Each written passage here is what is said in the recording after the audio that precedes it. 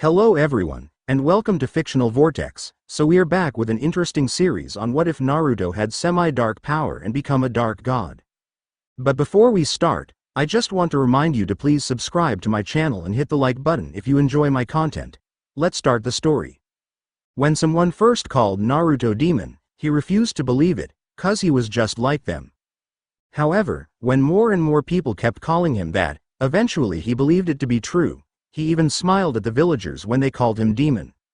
Eventually everyone began calling him that, and if they called him Naruto, then he became offended.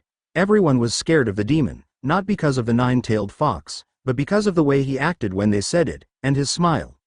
They always taunted him, calling him different names, trying to get a rise out of him, but it was all for nay. They did everything in their power to upset him. They kept him awake all night, every night. But they feared him more when after the 11th day, he began to talk to people that weren't there. Hallucinations. Since that day, he had only slept a little, just enough that his body would be energized, yet his friends would still be there. He was 8 years old, and was probably the most feared person in the village, and he hadn't even done anything. Soon he'd be even more feared even by the Junin, and maybe even the Hokage would come to fear him. No one had ever tried to attack Naruto, seeing as they were too scared of the boy. But today one villager had gathered his courage, and was ready to try and kill the demon in disguise.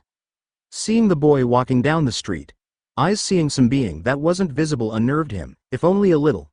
Taking a deep breath he strolled up to Naruto as if nothing was wrong, and when Naruto was passing by, he pulled out a kunai, and slashed it across the demon's forearm. "Take that, you filthy demon." Naruto just looked at the man, and smiled, before looking at his arm, and relishing in this strange new sensation. The man shuddered at the look on Naruto's face before running off, pausing to tell others what happened. With the man gone, Naruto looked at his arm in amazement as the red liquid dripped down his arm, and splattered on the ground. Maybe he was supposed to drink it. Shrugging, Naruto brought his arm to his lips, and slowly let his tongue run over the cut, and taste the red liquid. Tasting it, he decided that it was pretty good, and soon all the blood disappeared from the wound, only leaving the nasty cut on his forearm. Seeing that no one, the demon turned around and headed home, while telling his friends about this great drink he found. Sarutobi sighed sadly as he looked through his crystal ball. Around him were Yuhi Kurenai, Asuma Sarutobi, Hitaki Kakashi, and Maeda Guy, all looking disgusted at the display they had just seen. Kakashi faced the old man, with a bored look on his face. "You're not going to put him in the academy, are you?" he said lazily. "The boy is obviously mentally ill." Sarutobi faced him with a serious expression. "Yes, I am. He will go through the academy program, like the other children his age." Even Guy looked unsure, as he focused his gaze off the ball, and into Sarutobi's eyes. "I think Kakashi's right for a change." Ignoring the look from his rival he continued, "His behavior could affect the other children, and their performance." Sarutobi nodded. "You might be right, but I'm going to give him a chance." The four Junin nodded, before turning back to the crystal ball, as Sarutobi peeped on the other genin to see what they were up to. "And I wonder if he can peep at the hot springs with that?" Naruto sighed as he moped about his apartment. He was hungry, had no ramen, and didn't have any money. Yep, life was bitch sometimes.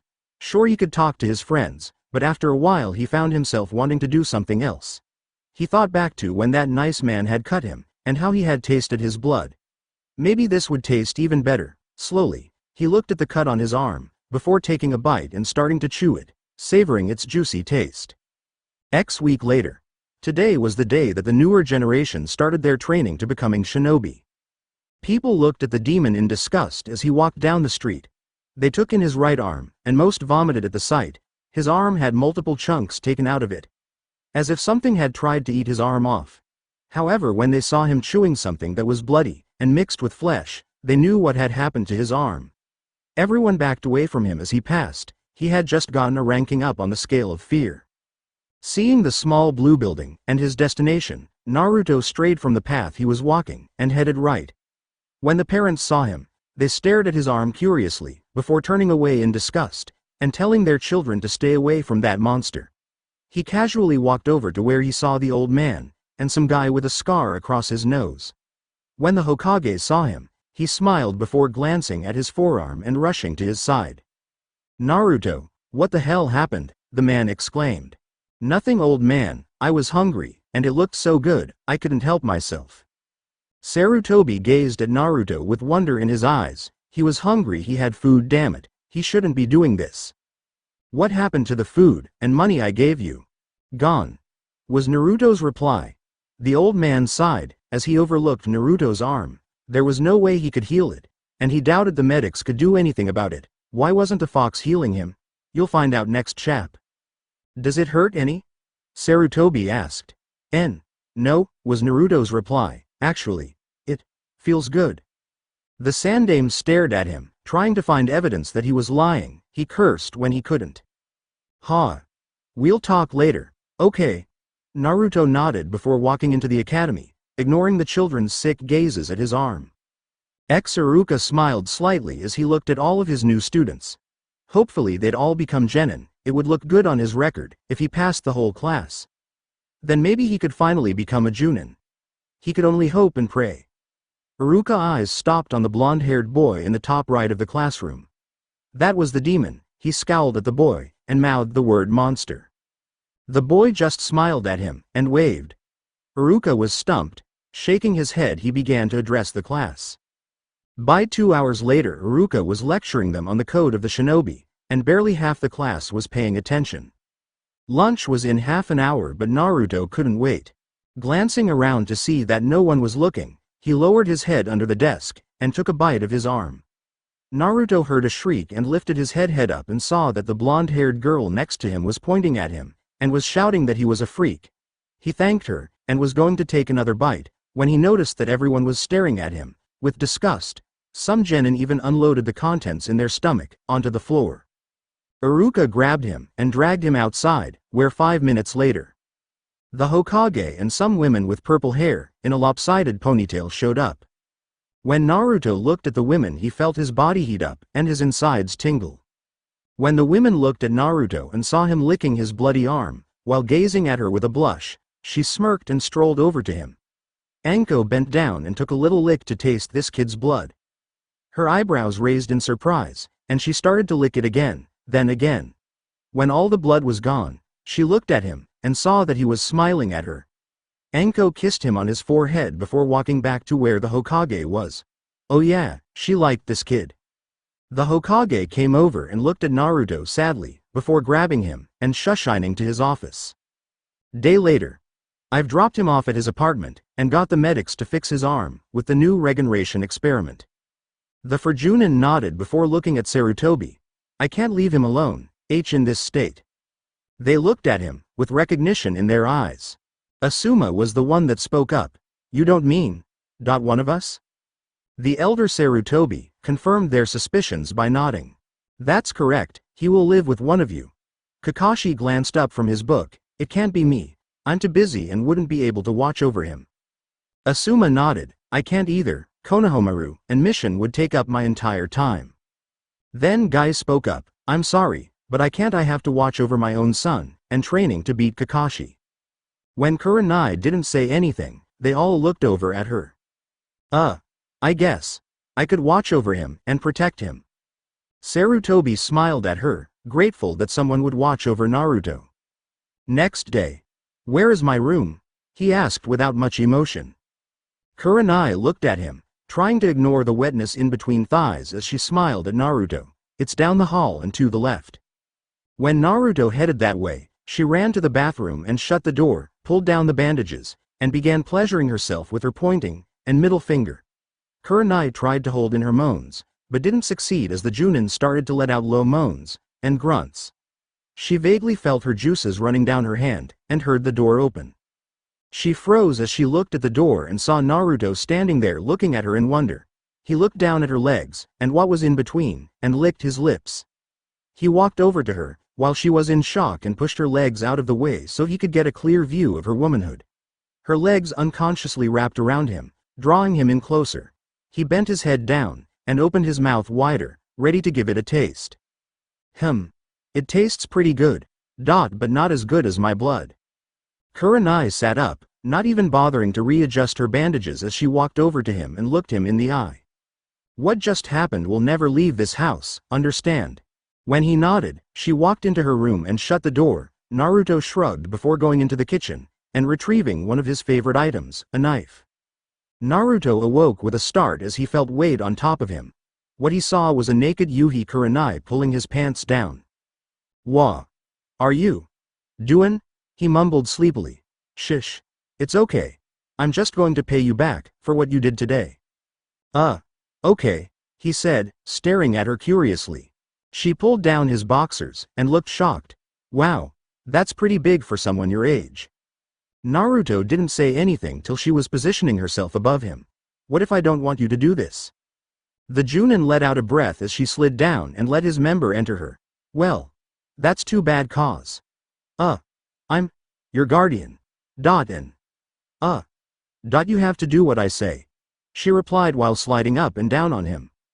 He complied with her requests, even biting on them, to get a taste. Soon he ran his hands down to her thighs and starting moving them with her bobbing motion, making her go even harder, and resulting in her moaning more and louder than ever. After a few minutes, it started to hurt, so he asked her to stop. When she didn't, he asked her again. She just told him to relax and enjoy the ride. He tried to push her off, and she slapped him across the face. "Stop, this isn't for you anymore, Naruto. You better be ready for this every night, cause you're my only means of release."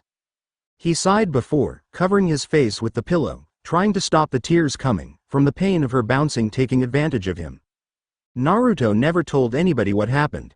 He also didn't tell them about the nights after that, or any of the nights after that when his guardian took advantage of him. He kept his pain and anger inside, bottling it up. And everyone knows what happens when you overfill a container. Sooner or later, it was bound to explode and unleash all its contents on everyone. Naruto sighed as Kurenai again came in his room and locked the door. Anko sighed as she walked out of the dango shop. She had just finished eating and now had nothing to do. Her thoughts drifted back to that boy that she saw at the academy. She had to admit his blood tasted really good, and he was kinda cute. Thinking of that bright, red blood, she headed off towards Kurenai's house. She couldn't believe she was interested in some little kid. When Anko got to Kurenai's house, she could tell something was off. Not to mention those strange noises coming from the back of the house. Maybe the kid and Kurenai were. No, shaking her head, she knocked on the door loudly, just to make sure they heard. The Genjutsu mistress cursed as she eased herself off of Naruto and put her clothes back on. She glanced at Naruto and ignored the pang of guilt that made itself known in her heart. Kurenai sighed before slowly going to the door and opening it for her best friend, Anko. Said Junin smirked at Kurenai. "What are you doing?" she asked with a mischievous grin. Nothing.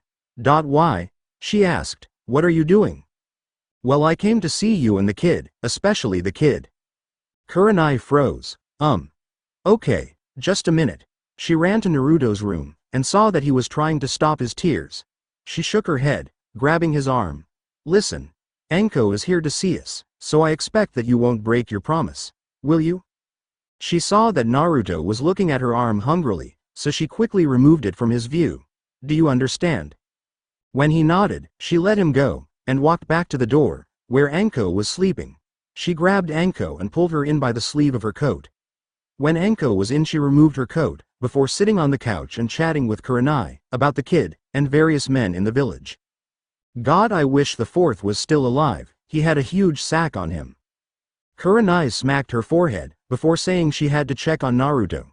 She went back to his room and gasped when she saw that he was cutting himself and drinking the blood as if it was the last thing he'd ever get. He's doing that again? She jumped before turning around and put her hand to her heart when she saw that Anko had been leaning over her shoulder. Anko gave her a funny look before strolling in the room and plopping down on the bed beside Naruto. "Hey kiddo." Naruto looked at her for a minute before holding up his arm. "For me. Thanks." Kurenai felt sick. She turned around and walked into the kitchen, trying to get her lunch to go back down in her stomach. Anko and Naruto were like two peas in a pod. "So kid, how's your life going here?" Anko asked while licking his arm.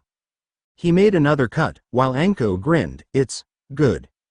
She stopped and looked at him. "Are you sure she's not hurting you or anything?" He gave a small twitch, but Anko caught it. "What is she doing to you?" "I don't Nothing. She's not doing anything to me, he replied shakily. Anko stared at him. Look, it's okay kid, you can tell me, and I won't tell her I know, okay? Naruto leapt into her arms. She's using me? He cried. Anko gasped, before looking into Naruto's eyes, and swore when she saw that he was telling the truth.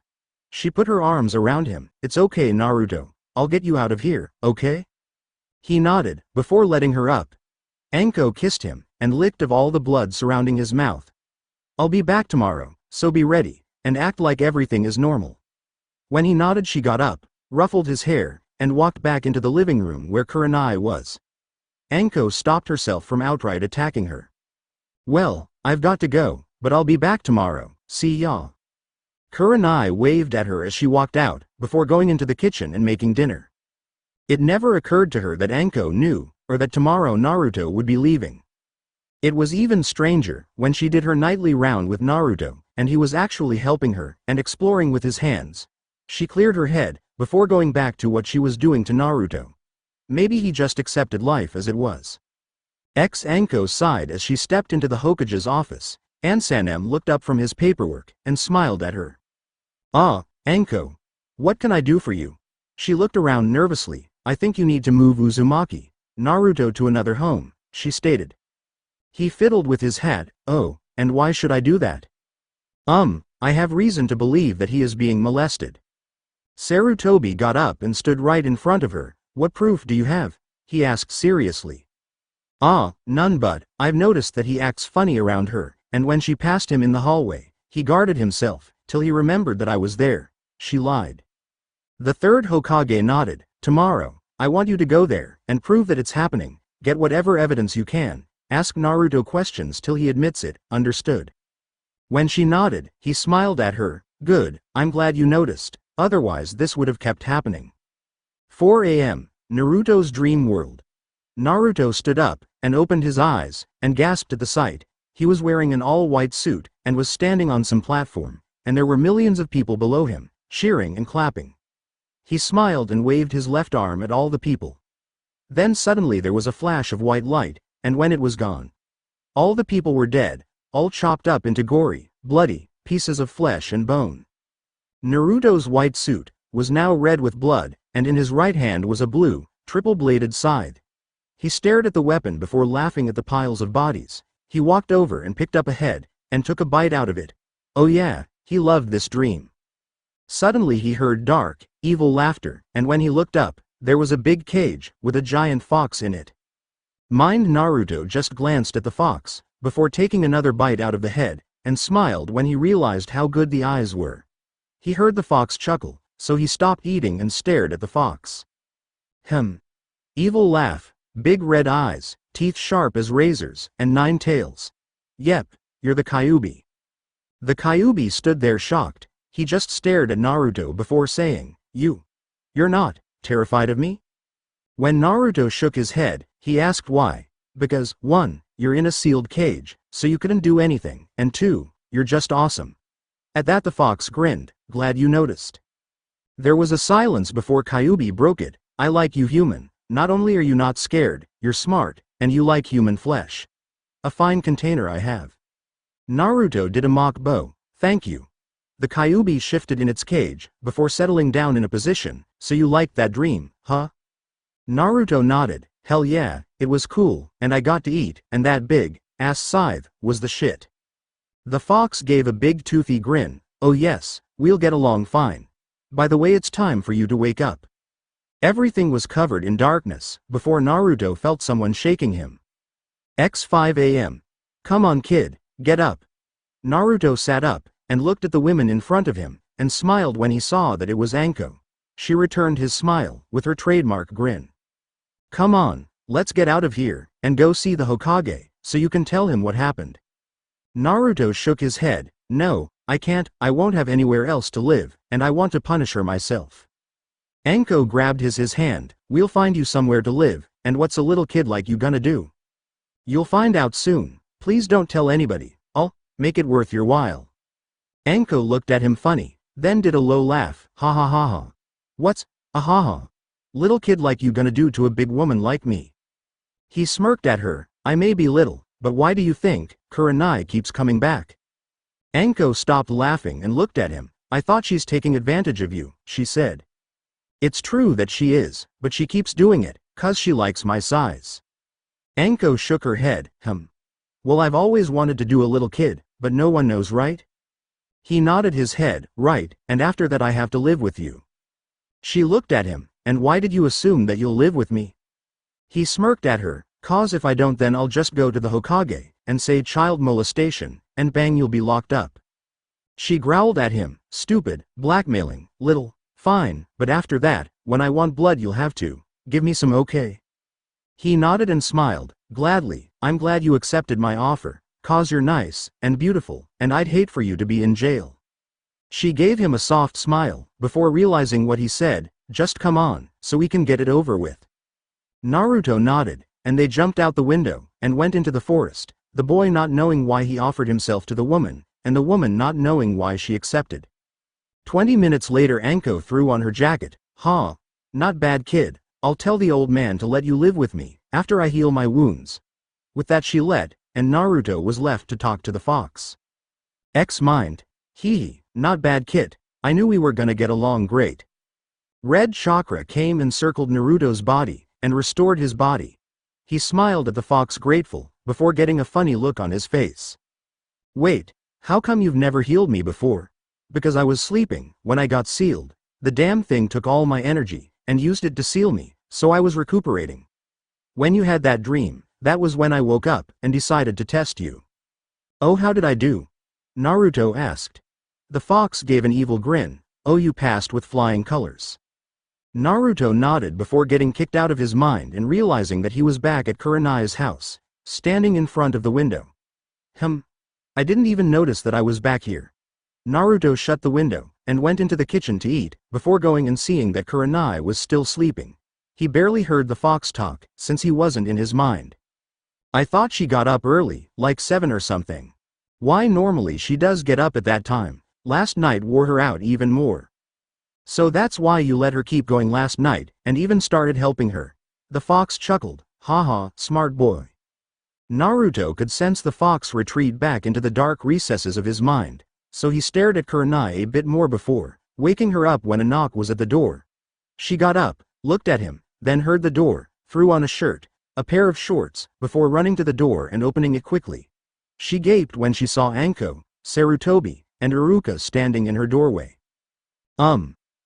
Can I help you three? She asked. Sarutobi nodded. Yes, we heard rumors that you were doing nasty things to Naruto, he said with a hint of anger in his voice. Kurenai gaped at the three of them, before glancing at Naruto, then back at them. I'm sorry, but whatever you've heard is obviously not true, as you can see. It was Iruka's turn to speak. Maybe so, but we just think that there should be some steps taken just in case. Yeah, and I hope you aren't doing anything to him, 'cause if you are, you'll be taken to prison, Anko stated.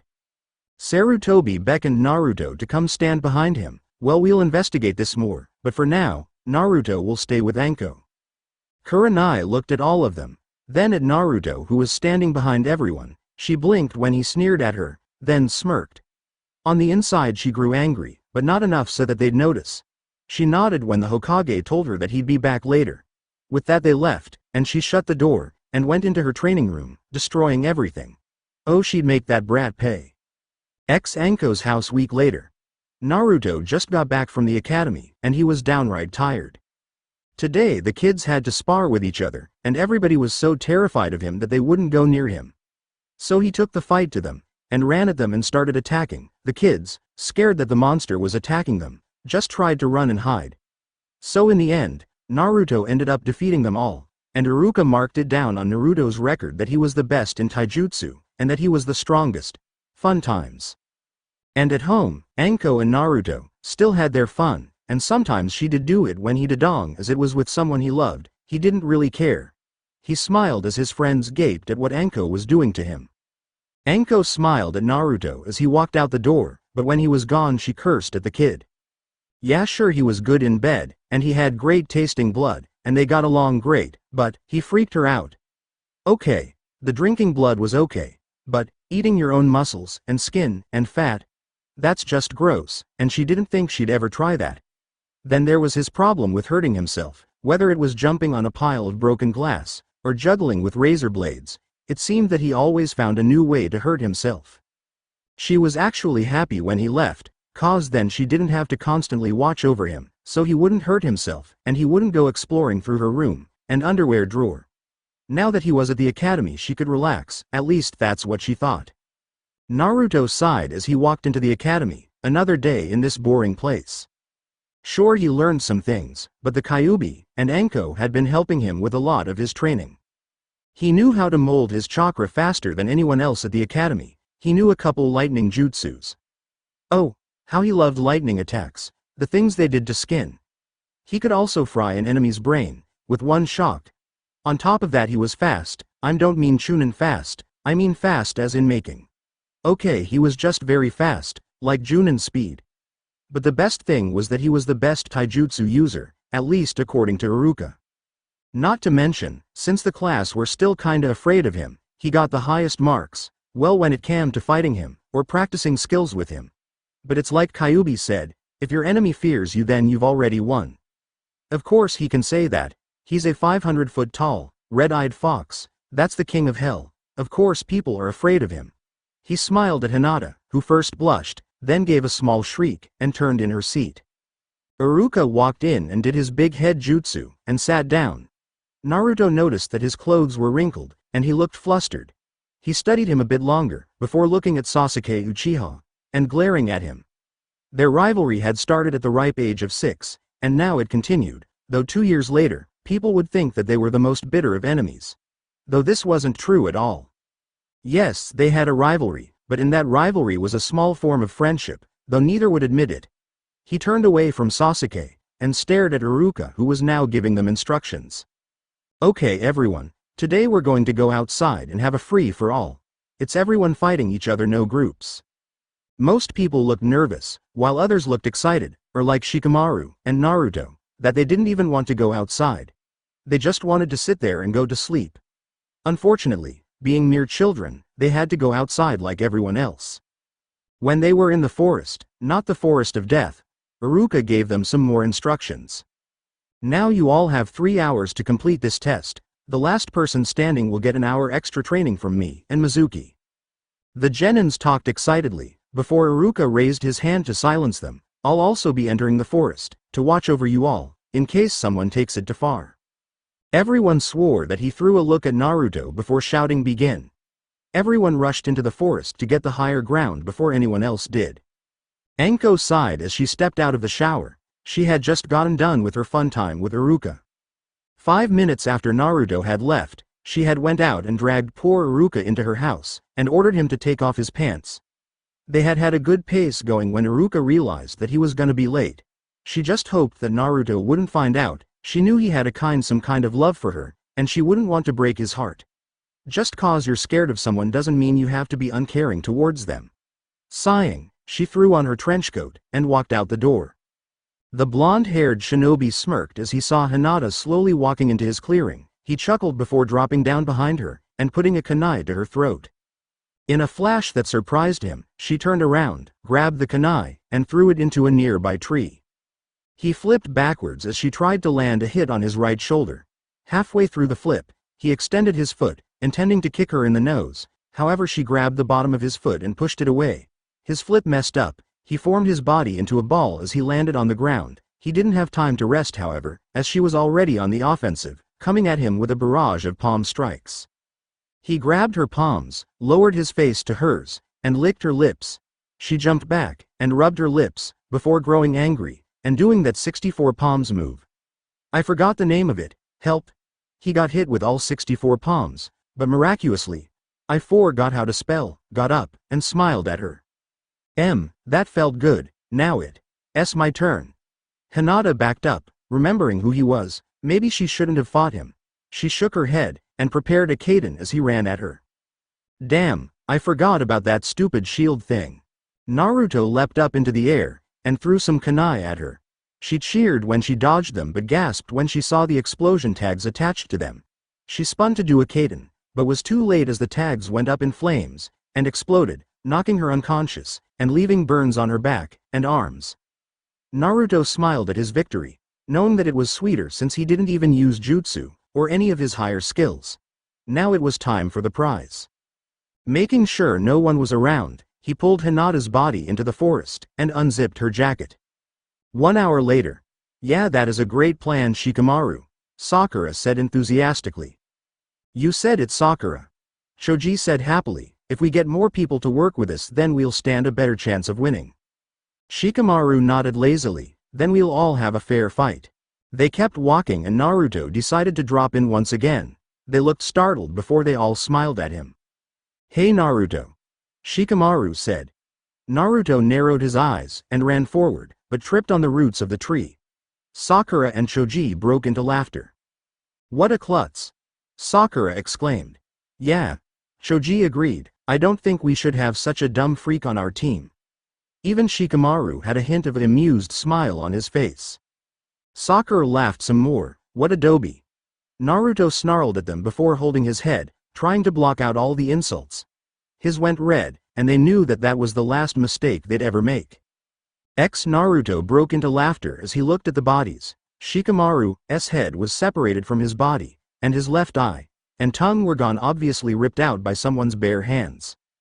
The rest of his body was a bloody mess, like everyone else's. Shikamaru had a huge hole going straight through his chest as someone had rammed their fist through it. His arms were broken and had bite marks in them, with pieces missing, and muscle and bone hanging out. To top it off, Shikamaru's calves were missing. From his knees down, his legs were just gone. Choji was less recognizable. 3/4 ths of his head was gone, and you could see various parts of his brain which had chunks taken out of it as well. His right arm was bent, and his hand was holding the back of his left shoulder.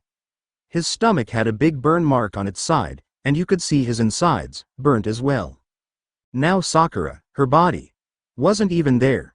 The only thing left of it was the little pieces hanging in various trees.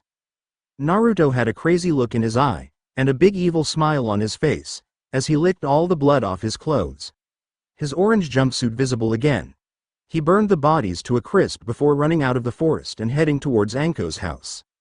Iruka smiled as he snuggled in Anko's bosom. He had never went into the forest. After the children left he went straight to Anko's house to get Ankoli. She was there, and the two had 2 hours worth of fun. Anko would never admit to Iruka that though he was good, a little 8-year-old kid lasted longer than him, and was actually bigger where it really counted. Speaking of kids. Shouldn't you go back and check on the brats? She asked though, she was holding on to him. Well yeah I could.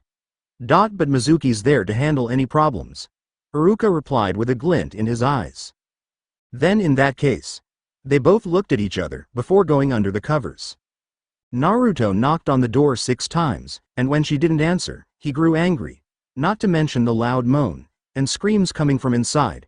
Finally having enough he kicked the door down, and ran to Anko's room.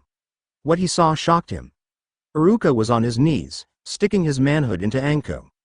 They both stopped in the position they were in and looked at him. Naruto looked at the ground, before looking back up at Anko.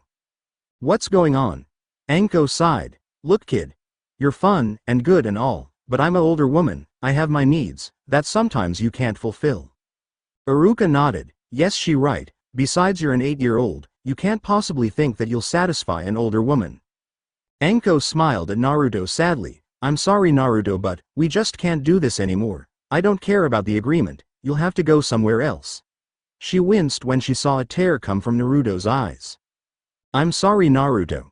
Truly I am. Naruto just smiled before his eyes went red. Anko coughed, and groaned when she saw her hand covered in blood. She had 2 deep gashes in her chest, and her left arm was broken in 3 places. But that was all. Iruka however, wouldn't be doing anything with the women ever again. When Naruto charged at them, he couldn't pull his member out in time, so it got cut in half. And all the bones in his legs got crushed into little bits.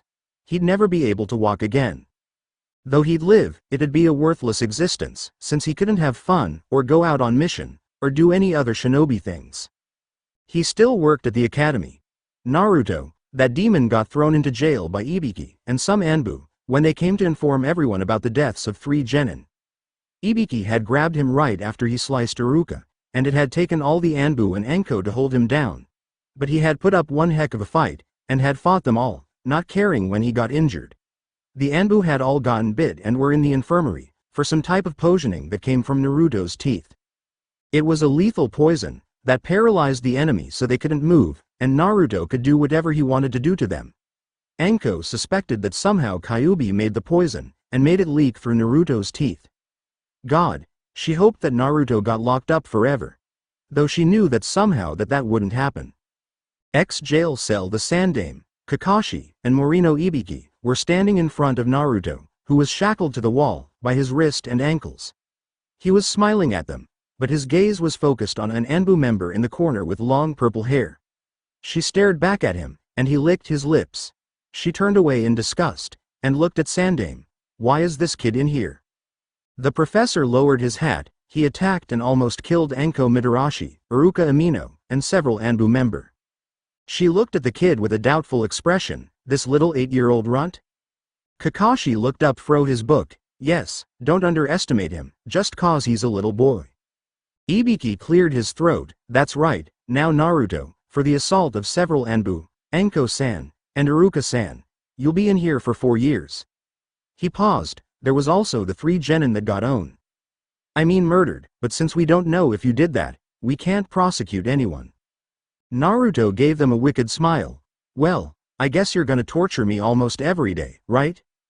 That's right, Ibiki replied, and to make sure you don't try anything, in her spare time, Yuago-san, will be watching you. At least I'll have something beautiful to look at, Naruto said, looking at Yuago with a lustful expression on his face. Yuago walked up to him in a seductive way. When she reached him, she put her hand up and caressed his face. Then Yuago squeezed his cheek hard, but was surprised when he kept smiling.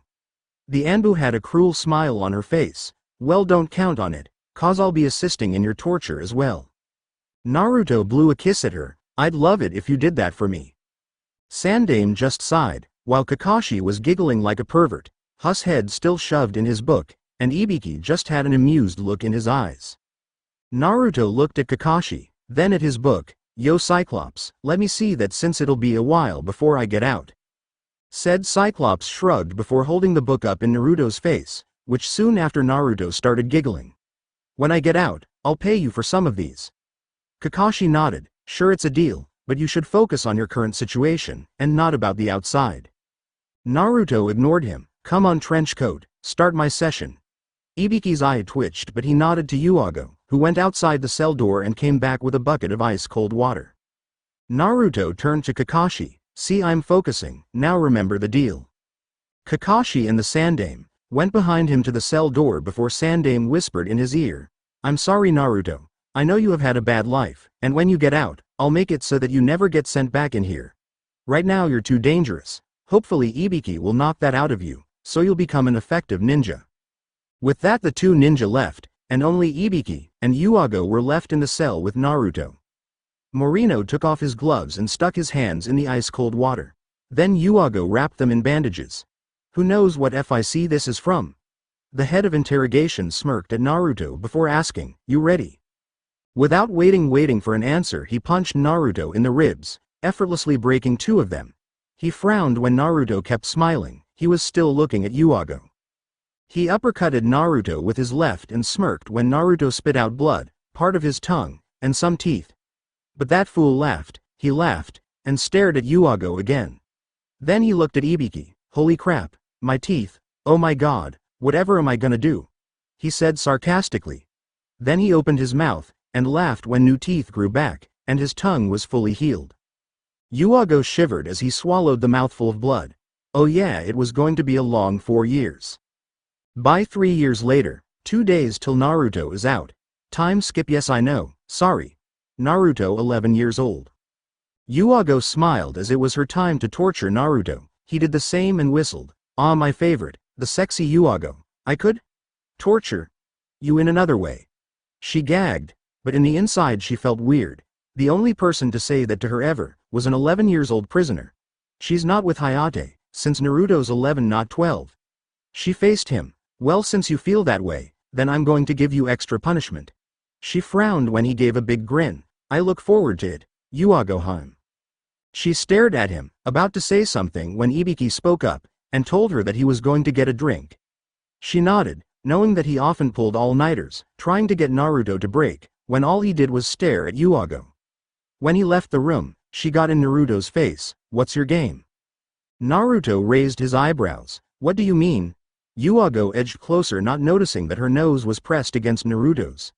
"You know what I mean. Always staring at me, making cat calls, giving me an invitation to get rid of my problems for a little while. Then now you say that I can take out my anger on you. What's the deal?" Naruto smiled at her, not a cruel smile, but a soft smile. "'Cause you're beautiful, and I like you. And since I love pain, if you want to hurt someone, then come and hurt me." She stared at him. "Right, trying to act like you care about me." Naruto smiled again. "I do. Let me show you." He pressed high and slipped his tongue inside when she opened her mouth. He played around with her tongue, before exploring her mouth, while she stood there shocked. Then she joined him in the kiss for a few seconds, before withdrawing with a blush on her face. "I don't know what came over me, but if you ever do it again, I'll kill you, understand?" He just smiled at her, then said you should get back to what you were doing. She backed up, and gave a small smile. "Thank you for caring, in your own strange way."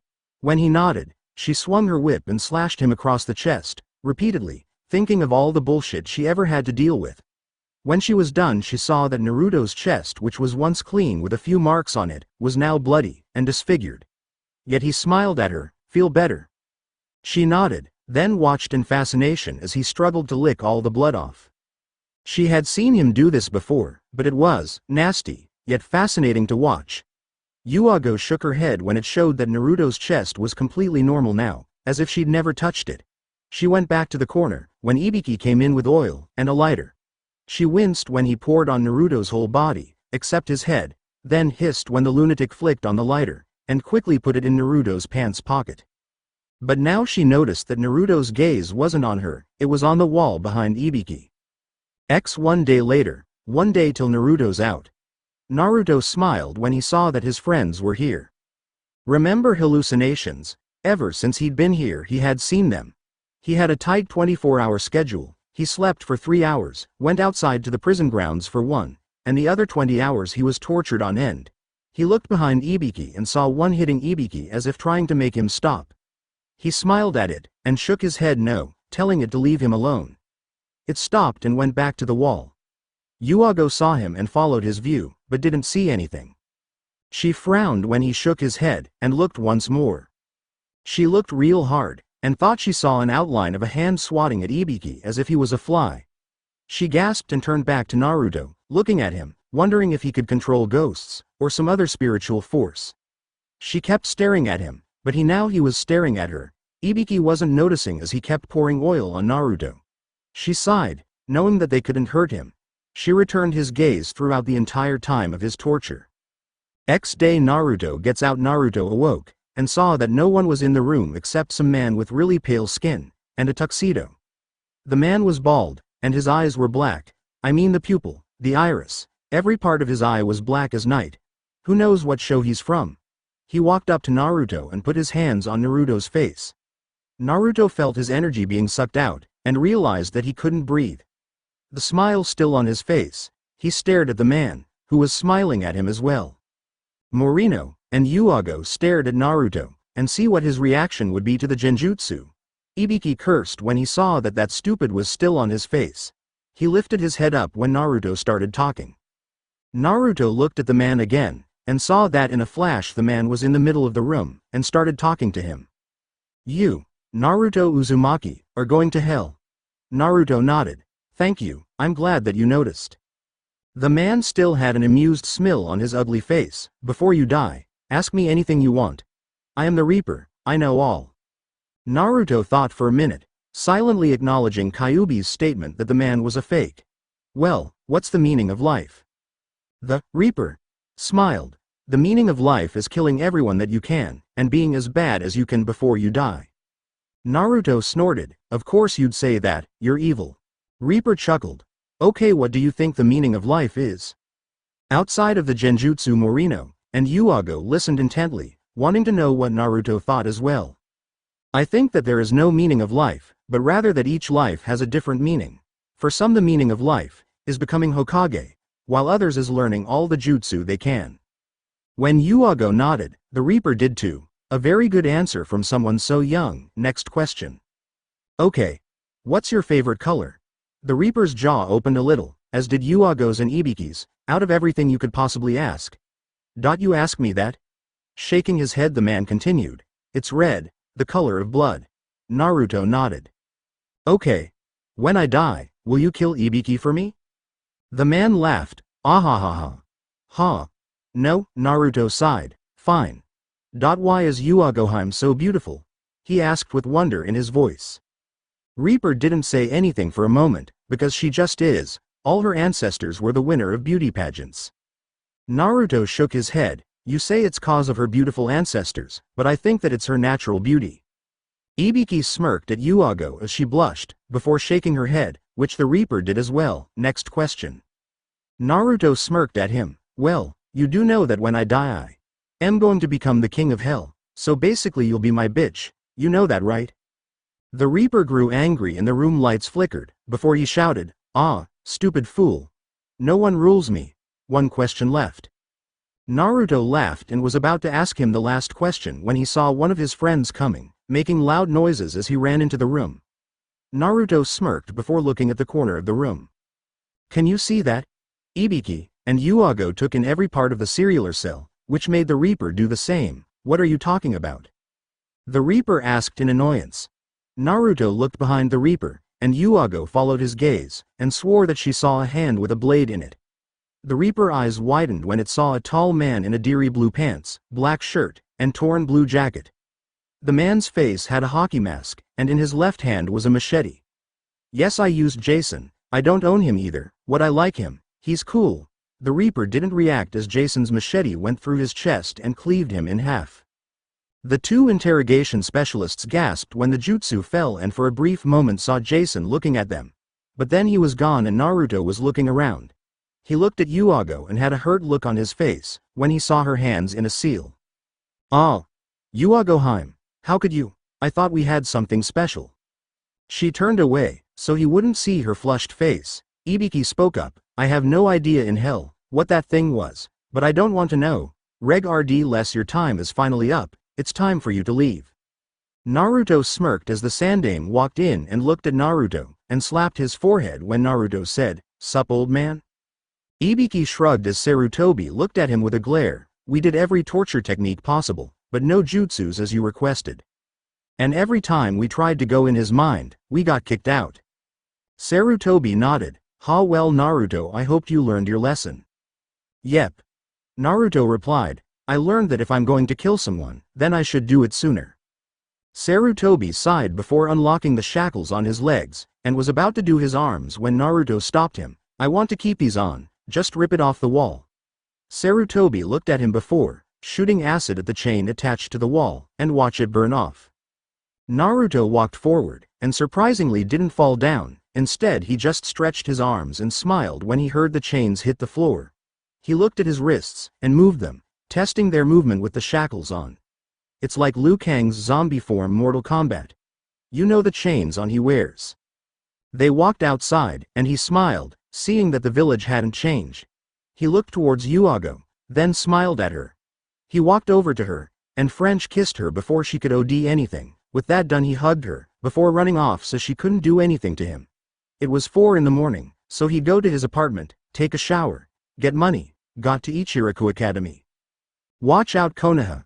Naruto Uzumaki wad back. Naruto smiled as he looked around the village, sticking to the rooftops, so the villagers couldn't harm him if they wanted to. His eyes scanned for the academy, and when he found it, he was shocked at who was opening up the doors. There was Iruka, but he was in a wheelchair, cause he had no legs, and there was a robotic arm attached to his wheelchair that was powered by his chakra. Iruka was struggling to open the door, while Naruto was on the roof laughing his ass off. Ha ha ha ha, he's a cripple, ha ha ha. Kyuubi laughed with him. Kit, go kick him out of his wheelchair. Naruto nodded, and snuck up behind Iruka who was trying to get his wheelchair into the door. And said let me help you. Iruka didn't even bother to turn around, he just thanked the person, not knowing what was gonna happen to him. Naruto pushed the wheelchair in and went down the hall, turning when Iruka said to. When he saw the stairs he smirked, He ran over to them at full speed, while Iruka begged him to stop. He pushed the wheelchair as hard as he could, and it went flying, with Iruka in it. It hit the stairs, and fell down 2 floors worth of stairs, before slamming right into Iruka's door, which had been moved after the injury so that he wouldn't have to climb stairs. Naruto laughed, and laughed. He could hear Kyuubi snickering, saying that what Naruto did was better than kicking him out of the wheelchair. Neither knew that they were being watched. Sarutobi just stood there shocked, seeing what Naruto did to Iruka, and how he was laughing, obviously not regretting it. Yuago and Ibiki also didn't look pleased. "See Hokage-sama, he's a danger to everyone, 4 years and he hasn't changed." Yuago didn't say anything. She thought that he had changed, cause if he hadn't then he probably would have flat out killed Iruka. But instead he just pushed him down 2 floors worth of stairs. The professional side of her knew that it was wrong, and mean. But the other side of her, her childish side, wanted to go there, and laugh at Iruka right beside Naruto. That brought her to another thought. Naruto was by all means a dangerous criminal, but he was the only one nice to her, and the only one brave enough to French kiss her without worrying about the consequences. She blinked when she heard the Hokage speaking to her. "I'm sorry Hokage-sama, could you repeat that?" Sarutobi sighed. "He seemed to be doing that a lot. I said you are relieved Yuago-san, you may go home." She nodded. "Thank you Hokage-sama." Yuago used the body flicker technique, and ended up at her house. She walked in, and took off her clothes, and stepped into the shower. She let out a deep breath when the hot water came on, and relieved her of her stress. Not as good as Naruto, but it helped. She washed her body, scrubbing everywhere. She may be an Anbu, and have a lot of missions, but that made her respect being cleaner even more than other people. Yuago grabbed the shampoo, and squeezed the whole bottle on the top of her head. She then started massaging her scalp. Oh yeah, she loved showers. Naruto let out one final laugh before breaking the window, and hopping out of it, running into the woods. Suddenly he stopped and hunched over, holding his stomach in pain. "Ah, Kyuubi, what's happening?" Naruto coughed. "Well, you're not gonna like this, but every day more chakra of mine gets added to your system. You see, since you got locked up, I forced the chakra to stop going into your chakra system, cause they would have killed you if they noticed you getting more of my chakra every day." Naruto's eyes widened. "You mean?" In his mind Kyuubi smiled. "Yep, since it's been repressed for 4 years, it'll all come flooding in at once. Which means that, you're gonna have one hell of a time." Naruto shook his head, then upchucked the lunch he stole from the academy. He groaned when he started throwing up blood. He stumbled forward, going through the forest, throwing up or holding his head, every other second. Naruto grunted in pain when he hit a root, and he fell forward, hitting his head on a rock. He got up and fell back down. He crawled along the ground toward a light that he saw. Being 5 in the morning, it was pretty easy to see a bright light in the woods. Naruto groaned as he struggled to reach it. How much longer is this gonna last? He saw an image of Kyuubi shrugging. Could last from 1 hour to the whole day. Have fun. By the way, I can't heal you. Naruto cursed. Stupid fox. Gotta reach house. Using more of his precious energy, he got up and ran, only to trip on his own shoe, spin, and land on his right side, with a branch of a fallen tree sticking through his side. Kit. Maybe it's better if you don't move, the fox suggested. Shut up, Baka Fox. Naruto grumbled. Finally the blonde-haired shinobi reached the house, and with the last amount of energy he rang the doorbell. A minute later Yuago, clad only in a towel, opened the door, and gasped when she saw the state that Naruto was in. Hey Yuagoheim. Didn't cough. Expect to find cough. You hear? With that Naruto groaned and fainted. His body fell into Yuago's arms, who cursed, and brought him inside. Yuago's house. The purple-haired Anbu set him down on a blanket laid out on the floor. She laid his head in her lap, and examined him. His head was split open, he had a piece of a branch stuck in his side, and various scars and bruises. Maybe this was his punishment for what he did to Iruka. Yeah, karma was a bitch. Yuago went into another room, and came back with a damp cloth, bandages, styptics, antiseptics. Is that it? Cleans bacteria or something. Look, I'm using my knowledge from the survival viewer from MG's 3, okay? She first wiped all the excess blood off both wounds, then used the styptics to stop the bleeding, then used the antiseptic to stop the wounds from getting infected. Then finally, she wrapped the bandages around the wounds and tightened them. Then she did something she wasn't sure she should have done. She leaned down and planted a kiss on his lips. With that she got up, picked him up, screw not moving him, then set him on the couch with her fluffiest pillow, gave him her best blanket, and sat down at the end of the couch.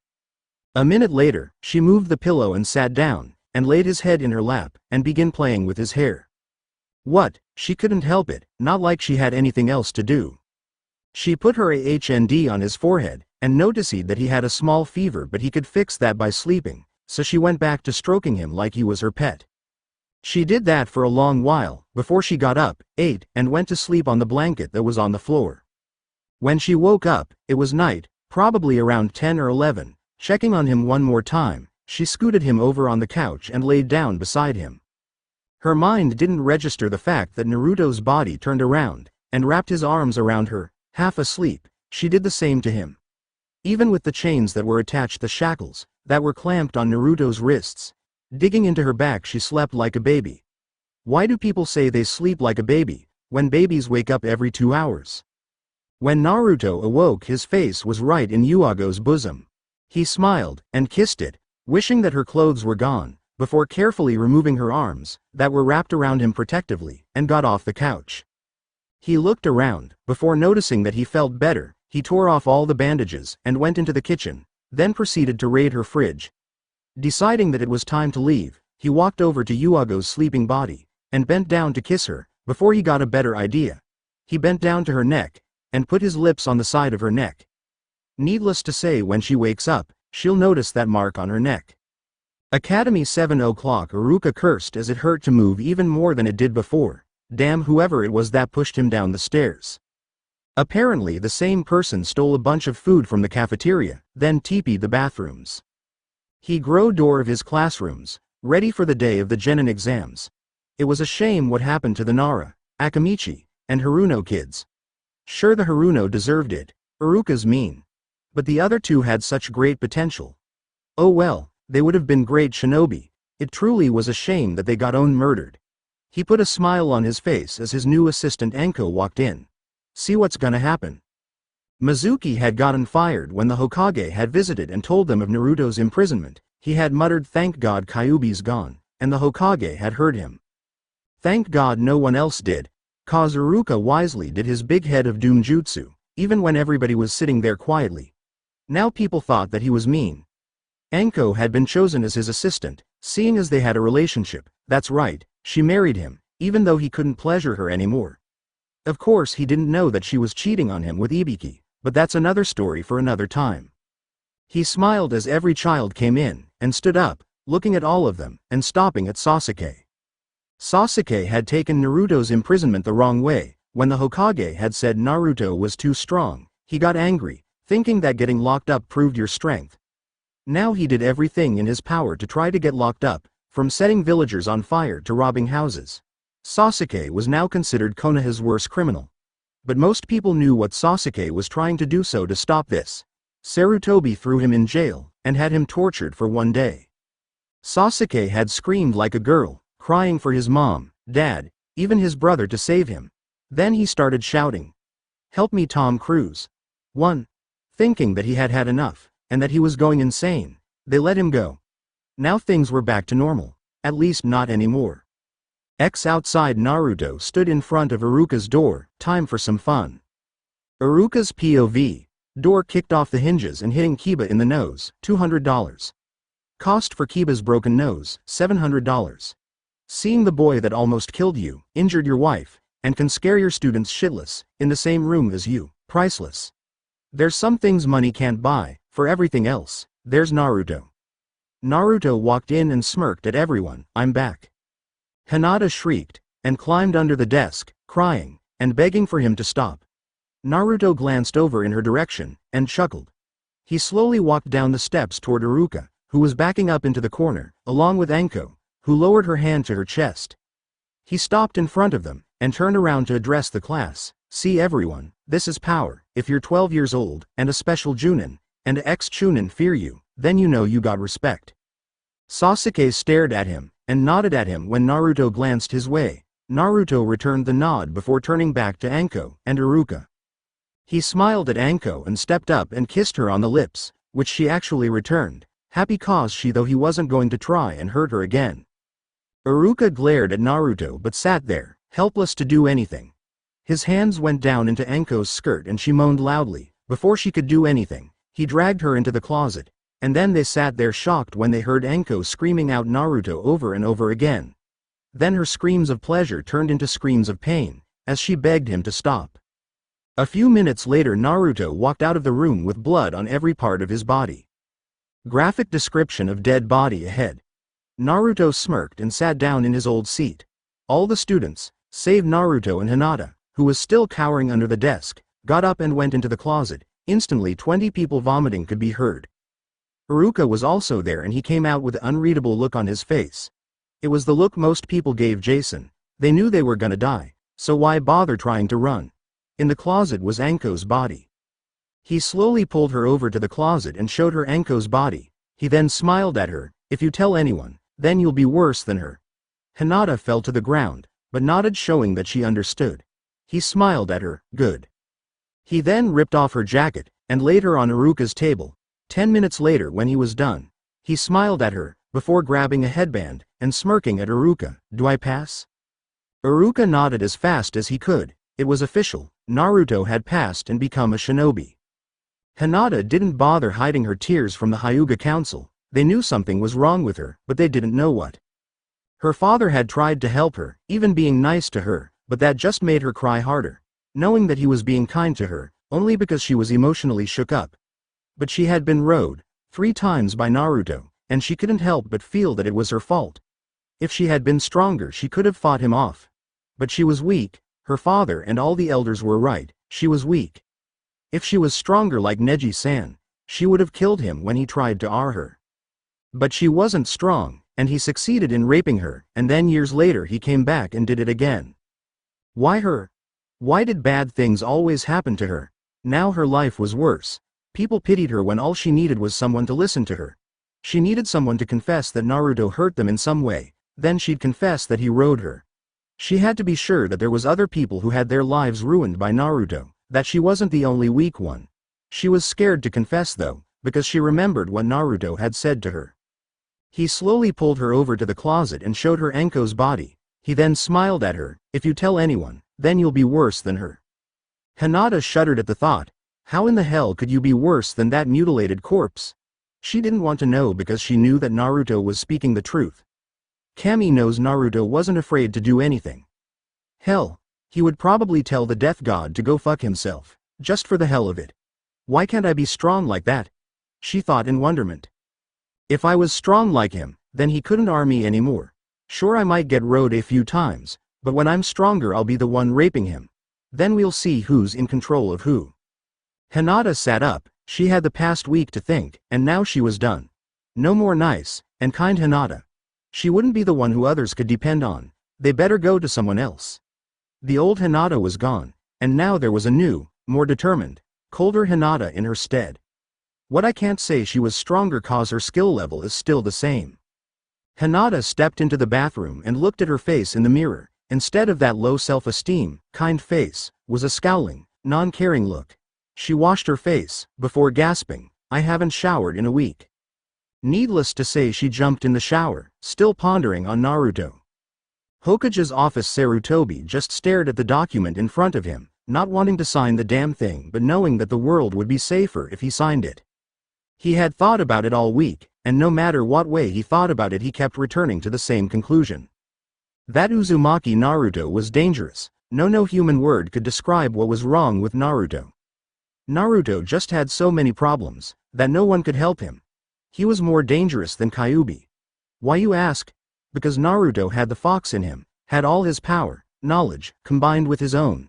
And he was in human form, which just deceived everyone into believing that he was normal. Then when they turned around, he pounced on them. The Sandaime knew he had to get rid of Naruto, whether he was the 4th son or not didn't matter.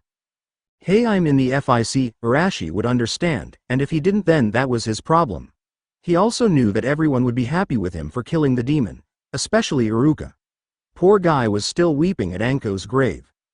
No one would confess that he killed her, so he couldn't prosecute Naruto. The boy probably wouldn't care anyway. Speaking of not confessing, Hinata had yesterday, and was trying to say something, when Naruto walked in, demanding to know who was on his team.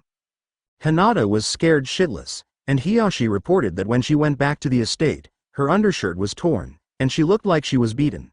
Sarutobi knew what happened, but again he couldn't arrest Naruto because Hinata wouldn't say what he did to her. So basically he was powerless. Even though he's Hokage, he can't just go around arresting criminals without evidence. But he could get his Anbu to assassinate Naruto. God knows most of them would kiss his feet to be able to get this job. He looked at the Anbu in the corners of his room, and nodded to them. Before his mind reached his final decision, Naruto was dangerous and had to be eliminated.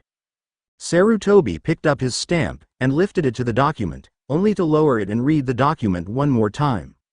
Requested assassination of Naruto Uzumaki by Anbu decapitation. Reasons for assassination. Target is S-ranked criminal. Even though Uzumaki is only a child, he is a danger to himself, his peers and to all of society. He has already been in prison for 4 years for attempted murder of Chunin Iruka Amino and Special Junin Enko Midarashi. He is also suspected to be the assailant who killed the 3 genin, Shikamaru of the Nara clan, Sakura of the Haruno family, and Choji of the Akamichi clan. Naruto is also suspected to have rode Hinata-sama of the prestigious Hyuga clan. It has also come to our attention that 1 week ago, the same week Naruto was released from prison, the boy injured Iruka Amino, stole food from the academy, and brutally murdered, and rode Enko Midarashi. It is also believed that on the same day, he rode Hinata-sama again, which makes it the 2nd time, and increases his sentence. Naruto is also believed to have influenced Sasuke Uchiha to join him in his quest for destruction. We believe that Sasuke should be punished even more, so that Naruto's dark presence will be erased from the young boy's mind, so that he may continue his shinobi career without interruption. Also remember that the 9-tailed fox, Kyuubi, is sealed in the boy's stomach, which makes him even more of a threat to everyone. If he is kept alive, he may very well become another Orochimaru, or Itachi Uchiha. With these thoughts in mind, we at Root strongly bathe that for the better of Konoha, and possibly the shinobi world, Naruto Uzumaki should be eliminated. Signed, Danzo and the Roots of Konoha. Shinobi requesting Naruto's death. Sarutobi Asuma Hitaki Kakashi Yuhi Kurenai Gecko Hayate. Amino Uruka Ibiki Morino Aburame Shibi Akamichi Shuza. Nara Shikato Hyuga Hiyashi Haruno Maya. It's not original, but who cares? Aburame Shino Yamanaka Inochi Yamanaka Ino Inazuka Kiba. Inazuka Hana. Numerous retired shinobi. Naruto Uzumaki, he signed saying, quote, "I dare you to try." Shinobi that would have signed the list: Arashi Kazama, Midarashi Anko, Nara Shikamaru, Haruno, Sakura, Akamichi, Choji. The entire Uchiha clan. They would sign because of Naruto's influence on Sasuke Uchiha. This part I just threw in there, cause maybe Danzo might try to be funny, and everyone knows he dislikes Sarutobi. Shinobi that would sign the list if they had a brain. The Sandaime Hokage. Ooh, disrespect. And every other resident of the Leaf Village that didn't sign the list. Shinobi that are absolutely against the idea. Naruto Uzumaki and Kyuubi. Yes, Naruto signed twice. Though this was Naruto signing for Kyuubi. Sasuke Uchiha. Numerous serial killers and psychopaths. People fearing for their lives. Random people, who we suspect are actually Sasuke and Naruto in henge form. Needless to say, almost the entire shinobi population is for Naruto's death. The council has ordered that you act immediately or they will take actions into their own hands. Hokage's decision. Sarutobi thought about it one more time before ignoring the tear that went down his face, as he pictured Arashi turning away from him in disgust. He picked up his stamp and held it above the document. Hokage's decision approved. The Hokage smacked his forehead. I can't believe that they showed this damn thing to Naruto, and he signed it. Yuago stared at the mark on her neck in disbelief. She couldn't begin to accept the fact that a 12-year-old boy had the nerve to give her a hickey. Of all the people, it was a 12-year-old boy that even begun puberty. She blushed as she pictured him sucking on her neck, her breasts, her thighs. She slapped herself lightly. She was having perverse thoughts about a 12-year-old kid. What was up with that? Still she had to admit that she wished she was awake so that she would feel the pleasure that it surely had brung to her. Maybe he'd do it again if she invited him over to stay the night. Yuago shook her head. Even if I liked it, he's a 12-year-old kid. Yes, one that you're having fantasies about, her other voice replied. So that doesn't make it right. I'm 18 and he's 12, that's a 6-year age difference. You think that's bad? What about that 17-year-old marrying a 89-year-old? That's a age difference if I've ever heard of one. Yuago sighed. She knew she was losing. Still, it's not like I love him or anything, I just want to pay him back for his present. The other voice giggled. I know how we could do that. The Anbu gasped. Am I really thinking such things? Yes. Haha, a mere child has me worked up. Well, how flustered he gets when I give him my present.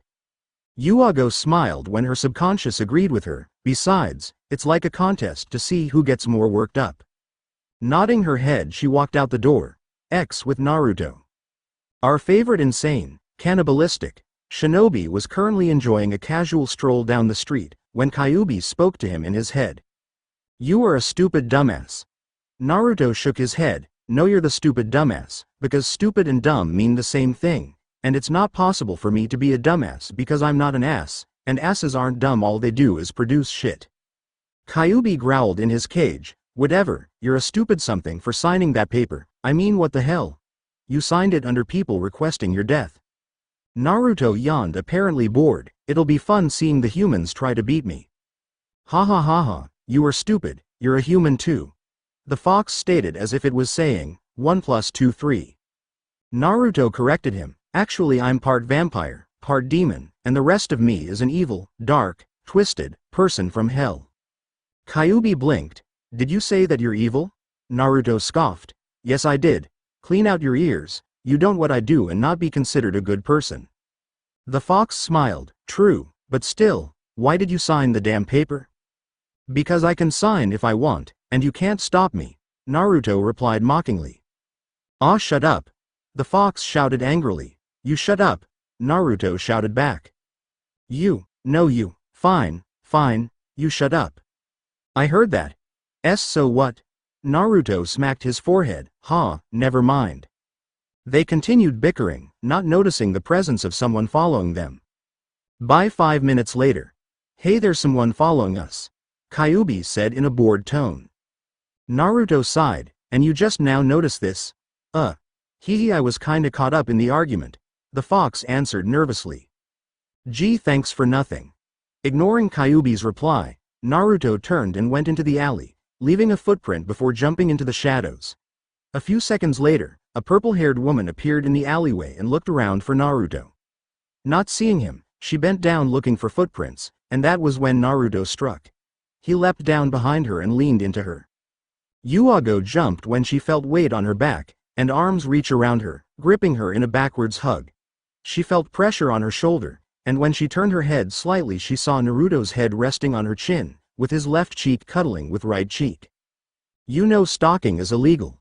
Yeah, but so are the things you do. To you people it is, he said quietly.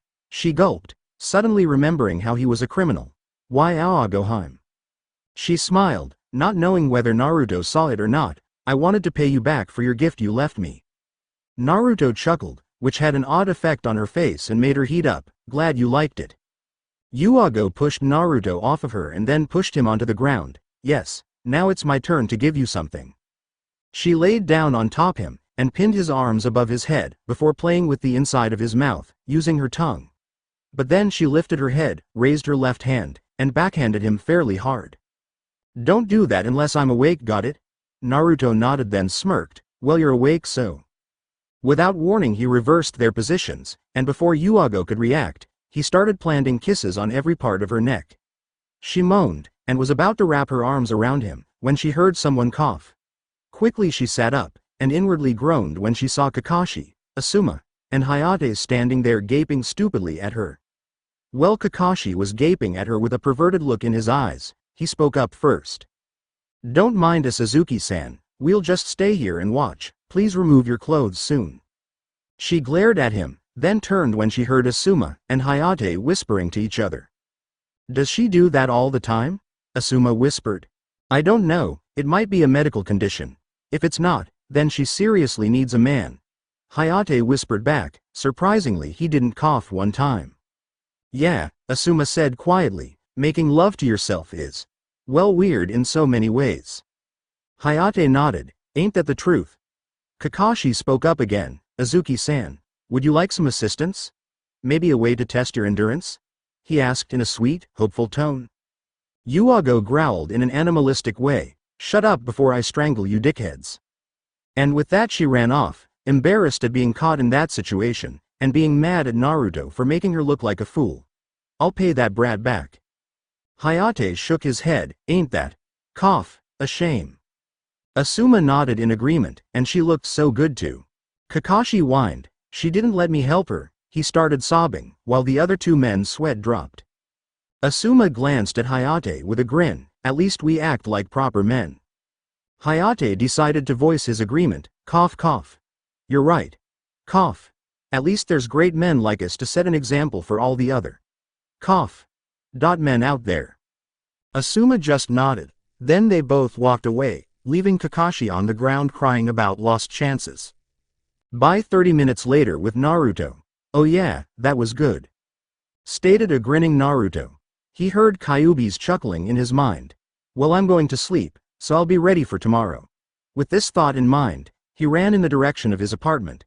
When he got there, Naruto noticed that the door was unlocked. He took out a kunai and cautiously walked in, being as quiet as possible. His expression turned from determined to shocked, anger, then disbelief at the sight that was in front of him. Almost everything in his apartment was destroyed. His kitchen was totaled, the refrigerator was pulled over, all the food was on the ground, his drinks were spilled on everything, the dishes were broken. The sink was torn out, the dishwasher's door was gone, and the two trays that held the dishes were broken in half. Most of the cabinet doors were glued to the ceiling. What the fuck? Son of a bitch. Naruto shook his head, and then went into the bathroom, which was destroyed as well. The hallway leading to the bathroom was flooded, and the door had a hole through the middle. The sink was barely hanging onto the wall, and the bottom pipe was disconnected, letting water spew out and flood the bathroom. The toilet was backed up, and the pipe that the wastage went down was big and overloaded, as if the Hulk had decided to take a shit. And the bathtub was gone. It was just gone. And there was a hole where it used to be. What the hell? Someone stole his bathtub. Who in the hell? Next, Naruto stepped into the living room and stared when he realized that not one thing was destroyed. Then he realized that it was a genjutsu, and put his hands together in order to gather chakra, release. The genjutsu faded away and he sighed. Everything was broken into pieces, not one thing was in decent condition. The only thing not broken was a small hammock that he had made when he was 6. He didn't notice that it was different from the way he used to have it. He slapped his head. God. Overkill. Naruto was about to go into his room when the fox spoke up. Hey kid, maybe this is that show Punked. The blonde-haired shinobi thought about it for a minute, and people with cameras will come out, and everybody will clap and expect everything to be okay just because they're all clapping and smiling? Yep. Kyuubi replied, and they think that the victim won't be pissed off that his house or car got destroyed simply because they are clapping and saying it's a joke. Well, maybe I should kill them and see if they find that funny, either that or they pay for my stuff, then I kill them. You could feast on their bones and drink their marrow, Kyuubi suggested. Yeah, that's a great idea, Naruto yelled enthusiastically. Steeling himself, he opened the door and walked into his room, only to find that all of his stuff was gone. Everything was gone except for his bed, and a small table which had a note on it. He slowly went over to the table, stopped his shaking, and read the note. Bet you wish you had never done that now, don't you? I am the queen of pranks, so don't try and beat me. Have fun paying to have that all fixed. Ha ha ha, joke's on you, you little brat. Love, Yuago. P.S. I left you a present on your bed, it'll keep me closer to you. P.P.S. Don't sit in the hammock. Naruto reread the letter 2 more times to make sure this wasn't a genjutsu or some fake letter. I don't believe this, she did this? You read the letter. Haha, she got you back and then some. Uzumaki crumpled the note, but she didn't have to do all of this, he exclaimed, gesturing to his room. Oh boo-hoo, forget about it, you can get her back later. I want to see what your gift is, Kyuubi replied excitedly. Naruto went over to his bed, and when he didn't notice anything, he laid down and smiled when Yuago's perfume overwhelmed his senses. He breathed it in, and frowned when he felt something under his pillow. He picked the object, not quite believing what he was holding. Is this her bra? Kyuubi finished, bingo. Naruto just stared at it before smiling like an idiot. After a few moments he grew curious and looked at its size, and his eyes widened at the big XL on the tag. 1. It was a red, lacy, bra from Victoria's Secret. Without thinking, Naruto put the bra on his chest, and fixed the strap in the back. He started prancing around, dancing and squeezing the bra as if he had boobs. After a few minutes he heard Kyuubi's muffled laughter turn to full, gut-wrenching laughter. Ha ha ha ha ha. Kit, what are you doing? The Kyuubi laughed while whipping tears from his eyes. Naruto gasped and removed the bra, throwing it on the bed while trying to prevent his red face from being seen from invisible onlookers. Once again ignoring Kyuubi, he went into the living room, and sat down in the hammock. He was about to laugh and comment on how nothing was wrong with the hammock when suddenly the hooks in the wall which held the hammock up, seemed to pull the wall closer to him. And down it came, pulling 2 giant pieces of the wall on top of Naruto. Under the rubble Naruto swore loudly, then snatched a sheet of paper out of the air as it came floating down. Baka, I told you not to sit in the hammock. Maybe next time you'll listen to me. For the rest of the day Naruto just lay there under the rubble, thinking about how to get her back. When it was night time, he got up, went into his room, got on the bed and went to sleep with Yuago's bra smushed in between him and the bed. Morning Naruto got up, and was going to shower when he realized he couldn't. He groaned the apartment door and walking out. Yo Kyuubi, I figured out how to get her back. Kyuubi's curiosity was aroused, so he had to ask, and how do you do that? Uzumaki smirked, well, I'll just burn her house down, so she won't have a home to live in. Then when she's looking for a place to stay I'll come in and offer her to stay with me. Then when she's here Yuagohan will have to pay me for all my stuff, and she'll live with me. Yes. Good way of using your brain. Kyuubi inwardly smirked when he said that. Yeah, now if only you'd use yours you might have gotten out of might actually or do something productive. Naruto replied in a bored tone. When the giant fox didn't reply, Naruto laughed, haha, thought so. He walked off, slightly worried when the Kyuubi didn't respond. Shop Naruto strolled into the shop with a big smile on his face. The smile broadened when the other shoppers either left, or whimpered in fear. Ignoring them he walked up to the cashier, and gave him an innocent smile that made him seem even more hellish. 1 lighter please. 2. The young woman fumbled with the case holding the lighters, then when she got a blue one, she practically threw it at him. Naruto caught it, and was pulling out his money when the lady spoke up. Just ta. Kate and get out, she ordered fearfully. Naruto put the lighter in his pocket, and was about to leave when he noticed the employee's door slightly ajar. He looked at the clothes inside and turned back to the woman. I want to go back there and see your special supplies. The beautiful woman looked at the door then back at him, her bottom lip quivering. I see, can let you do that? I'm the only employee here. Naruto raised an eyebrow. Your boss won't let you? When she fearfully nodded he continued, let me put it like this, you're going to take me back there or your boss won't be able to yell at you, because you'll be 6 feet under. She didn't bother wiping away her tears as they came pouring down. Okay. P. Please. D. Don't tell anyone. When he nodded she hurriedly ran into the door but opened for him, obviously trying to leave some room between the two of them. Naruto pretended to inspect clothes, when he saw the woman bend over to pick up a shirt, and he got a nice view of her cleavage. He smirked, haven't had fun in a while. How old are you? He asked casually. 19. Naruto stopped looking at clothes, and went over to the woman, who leaned against the wall, and fell to her knees. What are you? Do. Ing? She shakily asked. With a wicked smirk, Naruto ripped off her shirt and bent down next to her. I'm going to have some fun.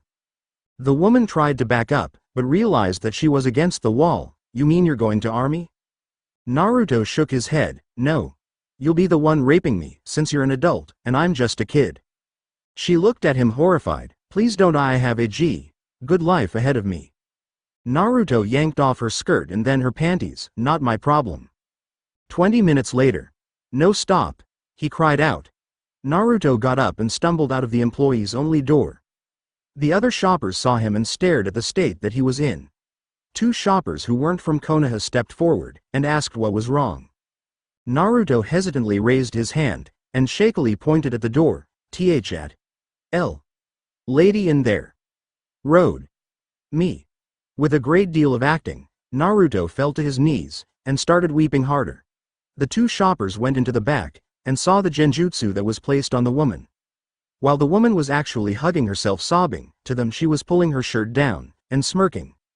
They looked at her before running out of the shop and into a purple-haired woman that was patrolling the street. Help! The man shouted to her. She instantly turned to him and asked what was wrong. This time the woman spoke up. There was a boy. He just got molested by the employee working here. In half a second, Yuago was already in the shop. She quickly looked around, and when she didn't see anyone she ran and knocked down the door. With all her emotions and feelings going haywire, she never noticed the genjutsu. All she noticed was a woman stepping out of the employee bathroom. In a burst of anger, she grabbed the woman's arms and forced them behind her back, and pushed with her foot. She was about to push harder when a man in an Anbu uniform appeared out of nowhere. Azuki-san, I'll take it from here. Yuago thought about for a moment, then let the woman go, and rushed out into the road, intending to find the victim. 5 minutes later she saw a group of people standing around, pointing to something in the distance. She gasped when she realized it was her house. Forgetting all about the molestation, she jumped up into the air, and landed on the nearest tree, and went from branch to branch, hoping to get there as quickly as possible. When she got there she saw Naruto sitting in front of the house. Her rage replaced her rational thinking, and she ran at him, shoving him onto the ground. She was about to shout at him, when she realized that he was crying. Her anger turned into concern, so she picked him up and set him down in her lap. "What's wrong, Naru-kun?" she asked, worried about him. "I'm sorry about the house, Yuago." He choked. She briefly noted that he didn't add the usual suffix to the end of her name. "You did this, Naruto?"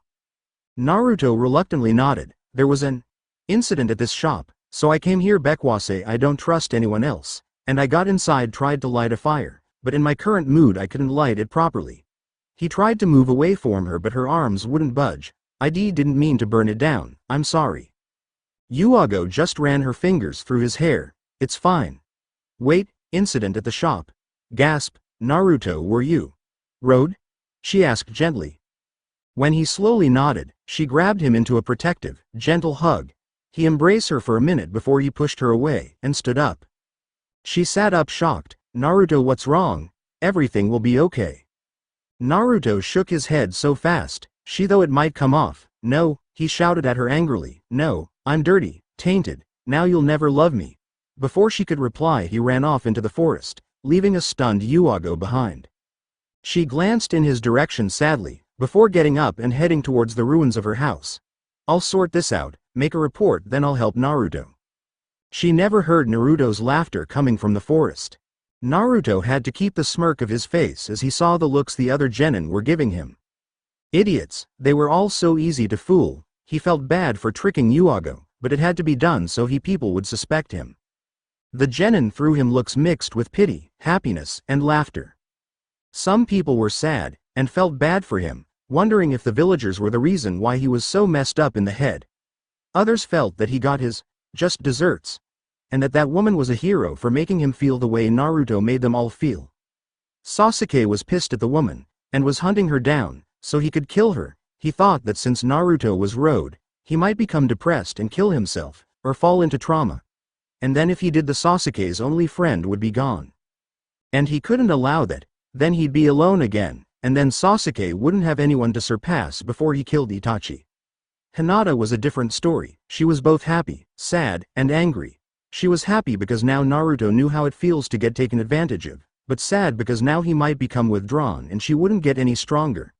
And she was angry at the woman, cause she should have done it sooner, and because now she wouldn't be the first person to put Naruto in his place. All the genin were busy thinking about Naruto, when the third Hokage walked with some Anbu, and some guy with a notepad in his hand. Sarutobi took a brief glance at everyone before turning his head to the new sensei. "Ebisu-sensei. Hana-sensei. Good day. We're here to talk to Naruto, and to let the children know Abe." They both nodded and walked over to the side. Ebisu went and got some chairs for the Hokage, 2 Anbu, and the detective. Hana turned to Naruto and gestured for him to go to the front of the classroom. Naruto sighed, and went to the front of the room where the eyes of the Genin, the Hokage, and the Anbu, all focused on him. He sat in the chair on the platform, and waited for the questions to begin. After a moment Sarutobi stood up and went to Naruto's side. He then removed his pipe, and turned to the class. I know everyone has been informed of the recent incident at the shop on Kutusagi Street. When everyone nodded he continued, well, I'm here to tell you all about R. He glanced at each person in the room, his eyes resting on Hinata for a minute, before returning his gaze to everyone in the room. First, know that R is against the law, and is considered one of the 7 deadly sins of the police world. He paused, taking a puff of his pipe. If you do R someone, then you will be sent to prison for 15 to 20 years. The Genin's eyes widened, and some of them took deep breaths. To them 20 years was the rest of their life. Hinata glanced at Naruto and smirked. Naruto returned her gaze, then looked at the closet. Hinata shuddered, Anko's body appearing in her mind. Miss Hinata? Is something wrong? Hinata smiled at her sensei. No, Hana-sensei. Nothing is wrong. She turned her head towards the Hokage. I'm sorry for the interruption. Please continue, Hokage-sama.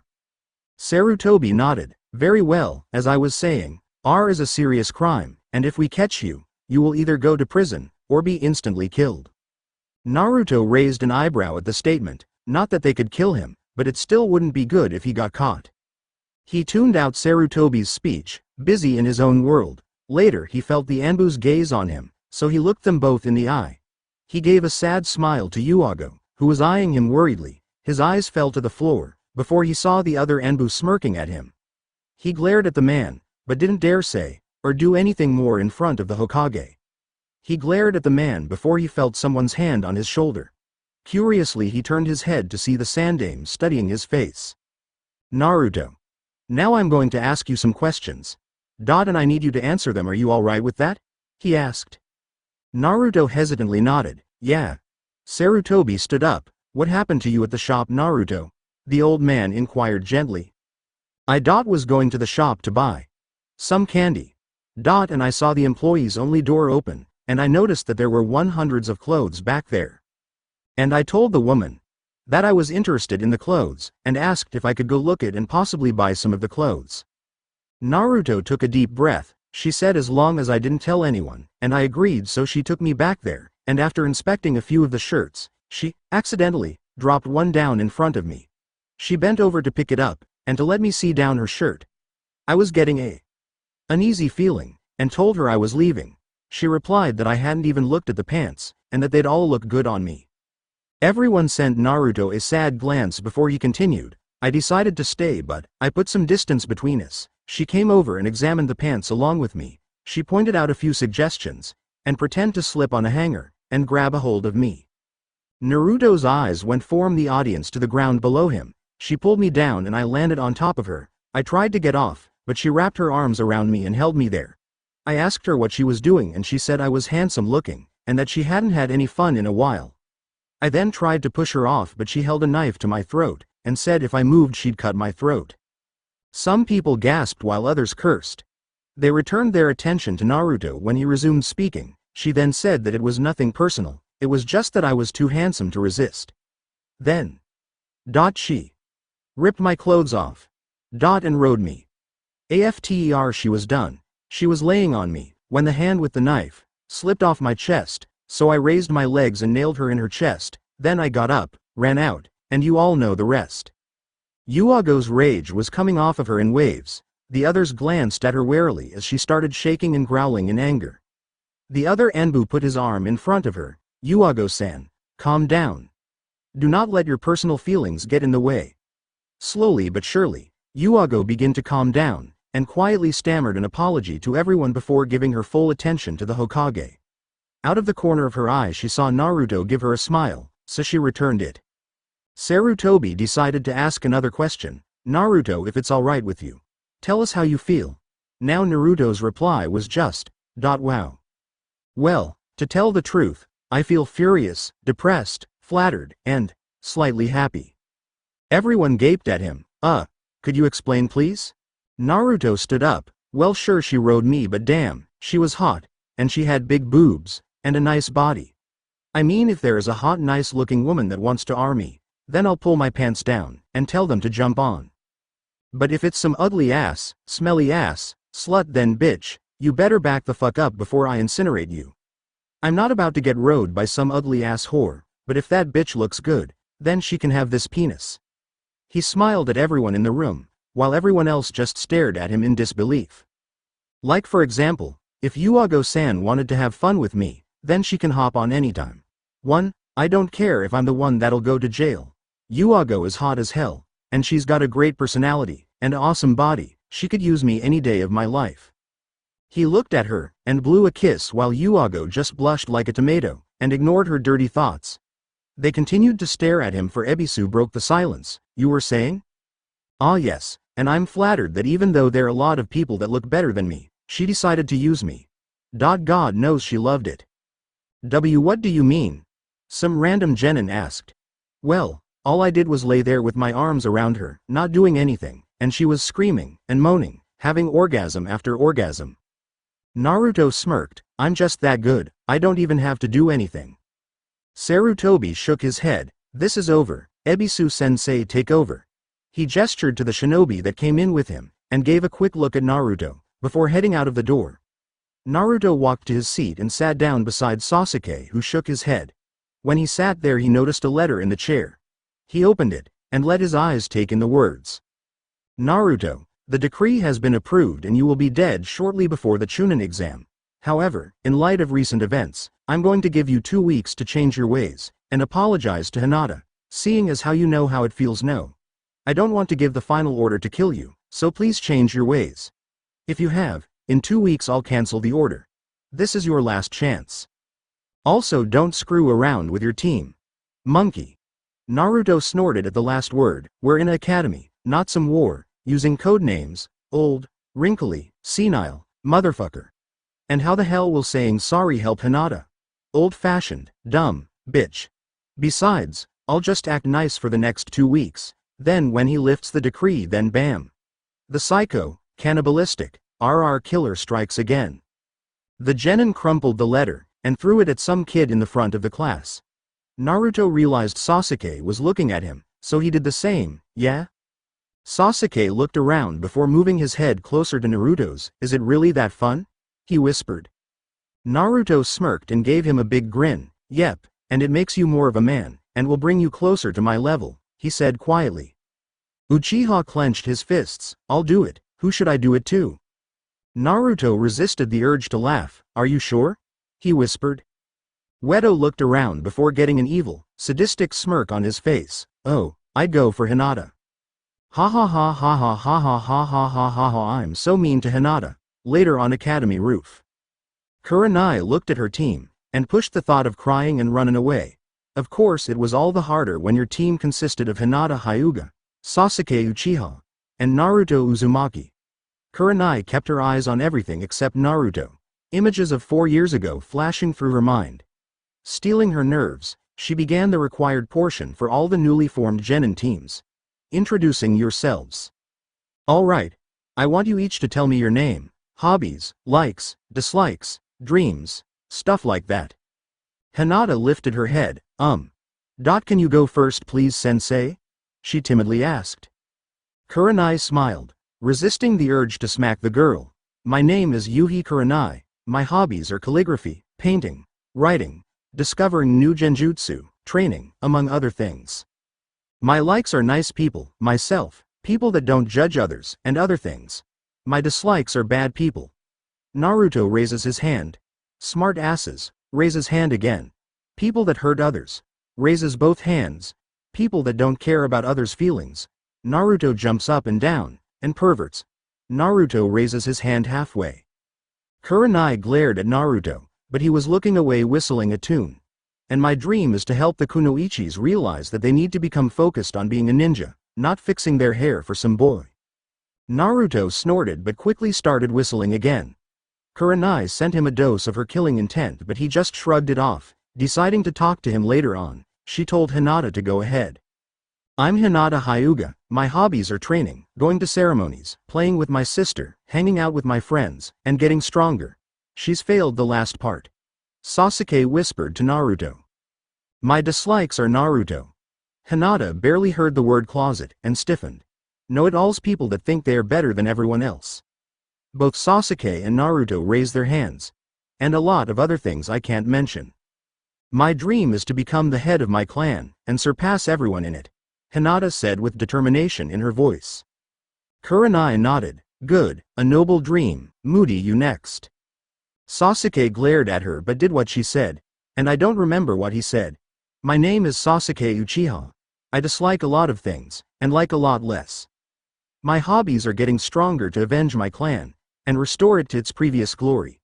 My dream, no, ambition, is to defeat a certain someone, and to surpass Naruto in his ways. Naruto shrugged. Ah, it was okay. Kurenai inwardly sighed. Oh great. An avenger. Just my luck now that only leaves. Naruto Uzumaki, my hobbies are killing.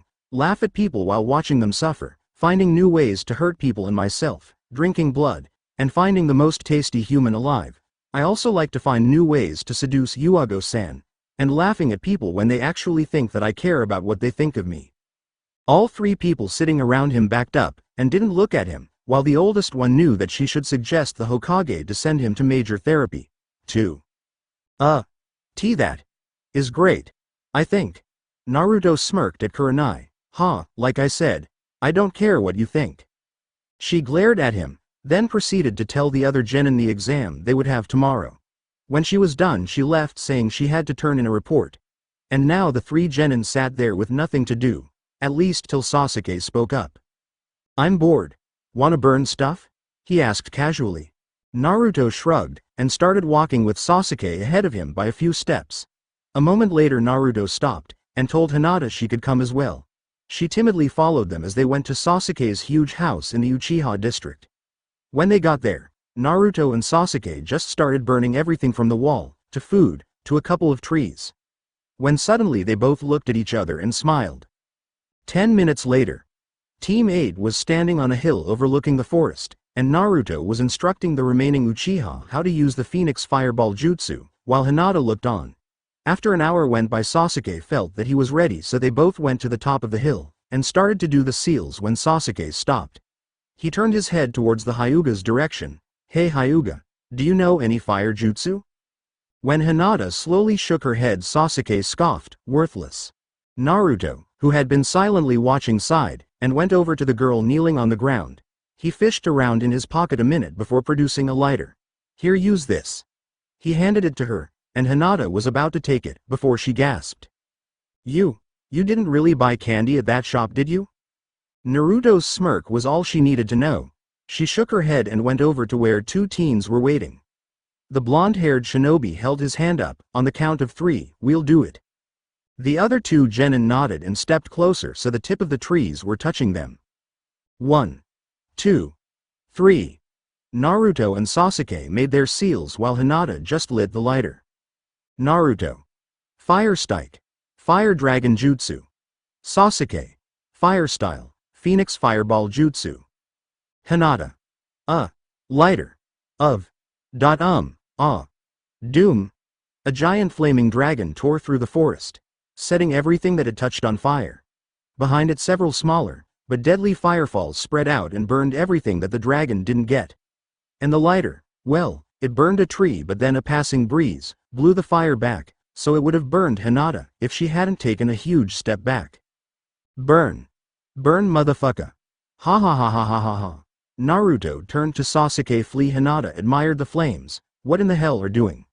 Worshipping Tom Cruise. Sasuke actually turned red. You know about that? It was just a random name I said. Quote. Rig, sure. Screw it, I'm going to admire the fire. He sighed when Sasuke kept dancing around spouting nonsense such as Mission Impossible, Minority Report, The Last Samurai, and other nonsensical things. Naruto sat down beside Hinata, and stared into the fire. It's nice, isn't it? The Hyuga slowly nodded, and looked at him and blushed. He looked even better with the fire making his skin glow, and show off every feature.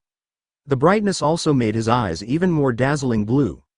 Hinata leaned forward, and closed her eyes. Suddenly a hand stopped her before her lips landed on Naruto's neck. What in the hell are you doing, Hyuga? Sasuke whirled around and stopped talking. War. Of. The. Worlds. What's going on? He asked, obviously confused. Naruto got up and walked over towards Sasuke. Oh, nothing. Hinata was just trying to kiss me. Then it would have escalated to a higher level. Then she would have wanted to stop, but I wouldn't let her. Uchiha nodded in understanding, while Hinata was staring into space. Hokage-sama. The forest created by the first is on fire. He jumped up and flipped over the desk as he rushed over to the window. What in God's name? Go put it out, you morons, then a report on my desk. When no one moved, he growled, now or every single one of you will be executed. The Anbu tripped over one another in their haste to get out the door. Some guy even crashed through the wall, leaving his shape. Sarutobi stared out of the window. If this is Naruto. No, it's not possible. As strong as he is, Naruto couldn't make a flame big enough to engulf the entire forest. I wonder. Sasuke, are you done yet? The raven-haired teen responded by shushing Naruto with his hand. Just a minute. Sasuke kneeled down and clasped his hands together. I thank you for all you've done. I hope I'll see you someday. Let the Tom Cruise in all of us shine brightly. Thank you. He got off his knees and turned towards his teammates. I'm ready. With that he walked off with Naruto and Hinata following. A few minutes later more Anbu arrived and the fire was put out. The result. The entire forest was gone.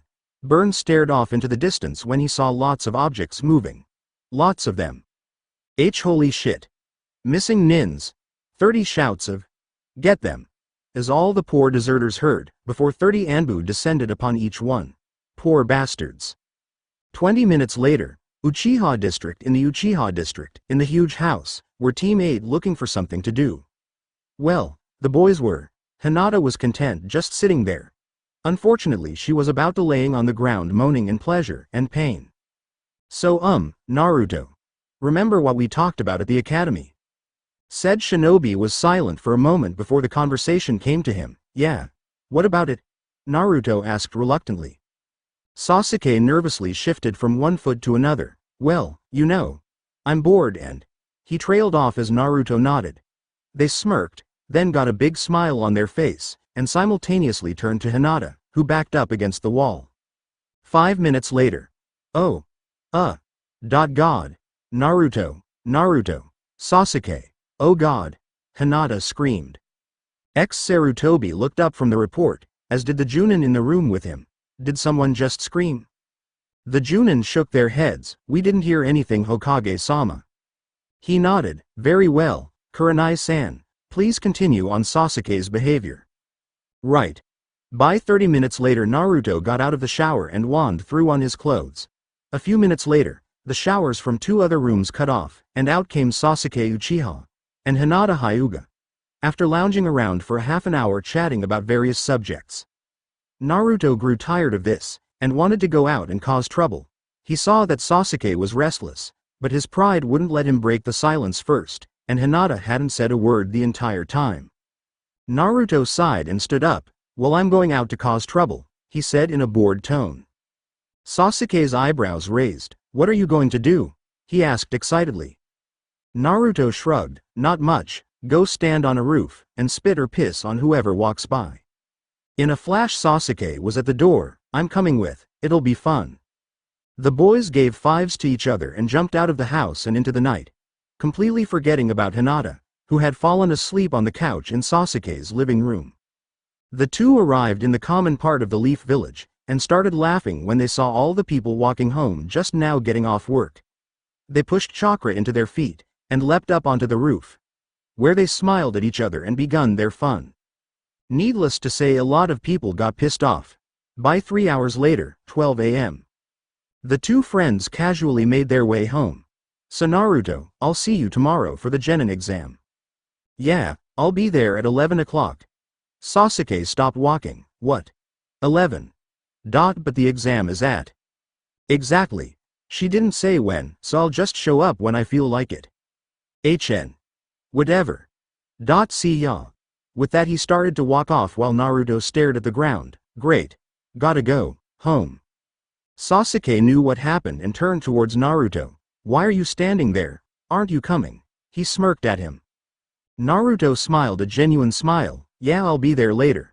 An hour later, Naruto was asleep in a spare room in Sasuke's house with Yuago's bra smushed in between him and the bed. And that was the first day that Team 8 ever spent together. Naruto smiled when he felt someone's hand caressing his cheek and something touch his lips. He opened his eyes and again smiled brightly when he saw Yuago straddling him. She kissed him on his lips and melted into his embrace after he wrapped his arms around her. He started returning the kiss and pushed deeper, earning him a moan from Yuago. Naruto pulled her closer and rested his hands on Yuago's cheeks. She jumped and sat up, giving him a seductive smirk. Naruto started to kiss her again, but gasped when he felt her hand wrapped around his member. His eyes widened when she began pulling his pants down. It's bigger than mine. Naruto's body shot up, and he looked around in every direction. He used his forearm to wipe away the sweat off his forehead, not feeling the effects of the chain belting him in the side. After looking around once more, he laid back down and tried to stop his frantic breathing. It was just a dream. Thank you, God. And I bet at that the last sentence everybody was like, what in fucking hell? After gaining his bearings, Naruto got up and walked into the bathroom, and did the things most people do every morning. A few minutes later he came out, threw on his spare black and silver jumpsuit, and went into the kitchen. He nodded at Sasuke, who was making eggs, and smiled at Hinata, who was wiping her eyes, and trying to stay awake while eating her cereal. Naruto opened the cabinet and pulled out a knife, which he quickly slipped into his pocket, then reached into the box, and grabbed a couple granola bars. He was going to slip into his room when Sasuke stopped him. Sensei will be pissed. Naruto shrugged. Well, she'll have to deal with it. What if we fail? Sasuke asked with a hint of worry. Finally Naruto put a hand on Sasuke's shoulder and told him to knock it off. In his anger, Sasuke whirled around, and his hand went flying towards Naruto's face. Before the Uchiha knew what happened, Naruto caught his arm, twisted his body around, and slung him into the wall. Sasuke sprang to his feet and threw a punch at Naruto's face, but it was blocked by Hinata. The boys turned to her in shock, while she had a small smirk plastered on her features. Stop it now, she warned in a commanding tone.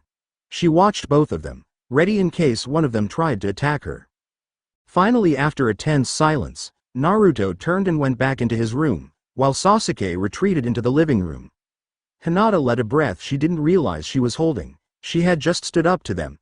Sasuke could have given her numerous injuries, and Naruto. God, Naruto could have killed her 12 times over. But they had listened. Maybe she was capable of becoming stronger than them after all. Hinata bit her lip, happy, but nervous at what they might do to her next time.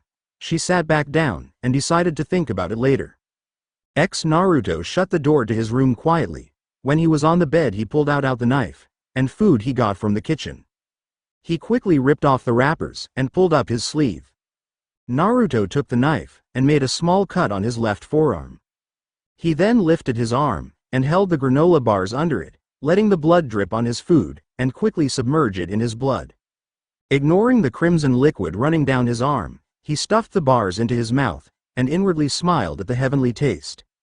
After swallowing all of his breakfast, he pointed his head up towards the ceiling and swished the rest of his blood around his mouth.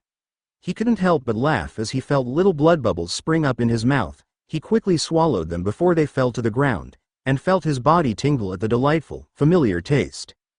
He laid down on his bed, intending to get a few more minutes of shut-eye. But the gods were against it, for as soon as he closed his eyelids, the doorbell rang. Sighing, he got up and went out of the room, and glided over to the door, where he saw Sasuke and Hinata standing there with the door open.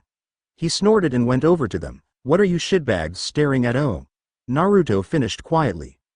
Waiting outside the open door was none other than the Ice Queen, Yuhi Kurenai. By 30 minutes later, 2 members of Team 8 were currently busy doing their task of 120 push-ups while the other was busy having a chat with their sensei. Naruto tried not to close his eyes as Kurenai continued her little shouting session with him. She had already finished with the Uchiha and the Hyuga, and had ended their sessions with a hard smack, which had left them both with a big purplish-blue mark on the side of their face, along with the knowledge that that entire side of their face was numb. Naruto. Are you listening? She screeched. Bored nod. Yes, Kurenai-sensei, I'm listening to you, he replied sarcastically. Slap. Sasuke and Hinata winced as they heard skin contact with skin. Don't you dare take that tone with me. Naruto Uzumaki. I'm your superior, and you will respect my authority, do you understand? Kurenai shouted at Naruto. Yes, I understand completely, was Naruto's emotionless reply. The Junin smirked inwardly, good boy, show respect to your elders. Now, as I was saying, when I say be at the roof tomorrow, I mean be at the roof. Kurenai shot a quick look at Naruto's teammates to make sure they were doing their assignment. Tell me your excuse as to why you weren't at the designated meeting point? Naruto looked up at her, and she shivered from the look she was giving her. I wasn't at the roof because you didn't tell me when to be there, he replied coldly. You simply said be there tomorrow, which could mean around tomorrow at 3 o'clock, or tomorrow next year. You didn't say when. Kurenai was about to retort that she had when she noticed Sasuke and Hinata giving her a look that said, he's right. She sighed before addressing the three of them. All right, maybe I forgot, then that was an error on my part, and I'm sorry. Sasuke and Hinata forgave her, while Naruto glared at her. I expect some type of payment if you want me to accept your apology. Kurenai took a step back. What? I don't have tea to pay you anything, she stuttered. The genin gave her a grin. Actually, you do. You hit the three of us, and made my teammates do grueling exercises, when it was your fault in the first place. He lowered his voice, and I have big evidence that could throw you in jail for the crimes you committed 4 years ago, he whispered to her. Her eyes widened, and she stiffened. Okay. You win. What do you want? Kurenai replied hesitantly. Naruto turned his head towards his teammates. Excuse us for a few minutes. Before they could answer, he grabbed Kurenai's hand and dragged her into a rundown building some 200 feet away. After a brief moment of silence, Hinata spoke up. What do you think they're going to do? Sasuke shrugged. Oh, well, knowing Naruto, he's probably going to do the nasty. The Uchiha yawned. One? Hinata shook her head. Does he do that to every woman? No, just most of them, was Sasuke's reply. Oh, Sue. What should we do? Sasuke got a mad look in his eyes, and in a flash had Hinata pinned down underneath him. I know what we could do. Hinata gasped. And no. Please, and not again, she whispered fearfully. What's the matter? Last time you enjoyed it, he asked, obviously confused. She sighed at his question, but answered it regardless. I thought that if I pretended to enjoy it, then you too wouldn't do it anymore. Sasuke laughed. Oh no, that made me love it all the more. No, take off your clothes, you're mine. Hinata glared at him, fully aware that she was treading on dangerous ground. You do realize that when I'm older, I'll be raping you and Naruto, right? Sasuke just chuckled. I look forward to it. With that, the two began their fun. Well, Sasuke's fun. While in a certain building 200 feet away, Kurenai was in Hinata's position, except it was with Naruto. First, Naruto had rode her, plain and simple. As soon as she had stepped into the doorway, he had hit her in the back of the head, effectively knocking her out. She had awoken to the feeling of him inside of her, such a foreign feeling, but a welcomed one. After he was done, he told her that now she knew how it felt. After that, Naruto asked her if she'd like to start over. When she replied yes, they had reintroduced themselves, and made love to one another. Kurenai kept her gaze on Naruto, looking for any reaction to appear on his face. She had just told him that since it was Monday, Sarutobi's plan had come into effect, and if Naruto didn't change his ways then he'd be assassinated by the Anbu. She could see that he wanted to give a reply, but he refrained from doing so for some reason. So she decided to try again. Look, Naruto, I know you don't want to die, and I don't want you to either, she admitted. That got a reaction. Naruto's eyebrows rose, and his eyes stared at her curiously. Why? Because of what we did? Well, it doesn't matter, I've had my share of fun, so I guess I can take a 2-week break. He answered, but don't expect me to be a goody two-shoes. Kurenai sighed. Fine, just be careful, and I don't want you treating Hinata that way anymore, she commanded. Naruto shrugged. Okay, I'll treat her nicer, but I expect some type of payment, he replied, grinning madly. Fine, now go home, and don't repeat this conversation to anyone. Whatever. Naruto answered. With that, he walked off in the direction of the Uchiha district, leaving Kurenai with her thoughts. Ex-Uchiha district. Naruto nodded at Sasuke as he stepped into the doorway. Sue. What did she say to you? Asked Sasuke.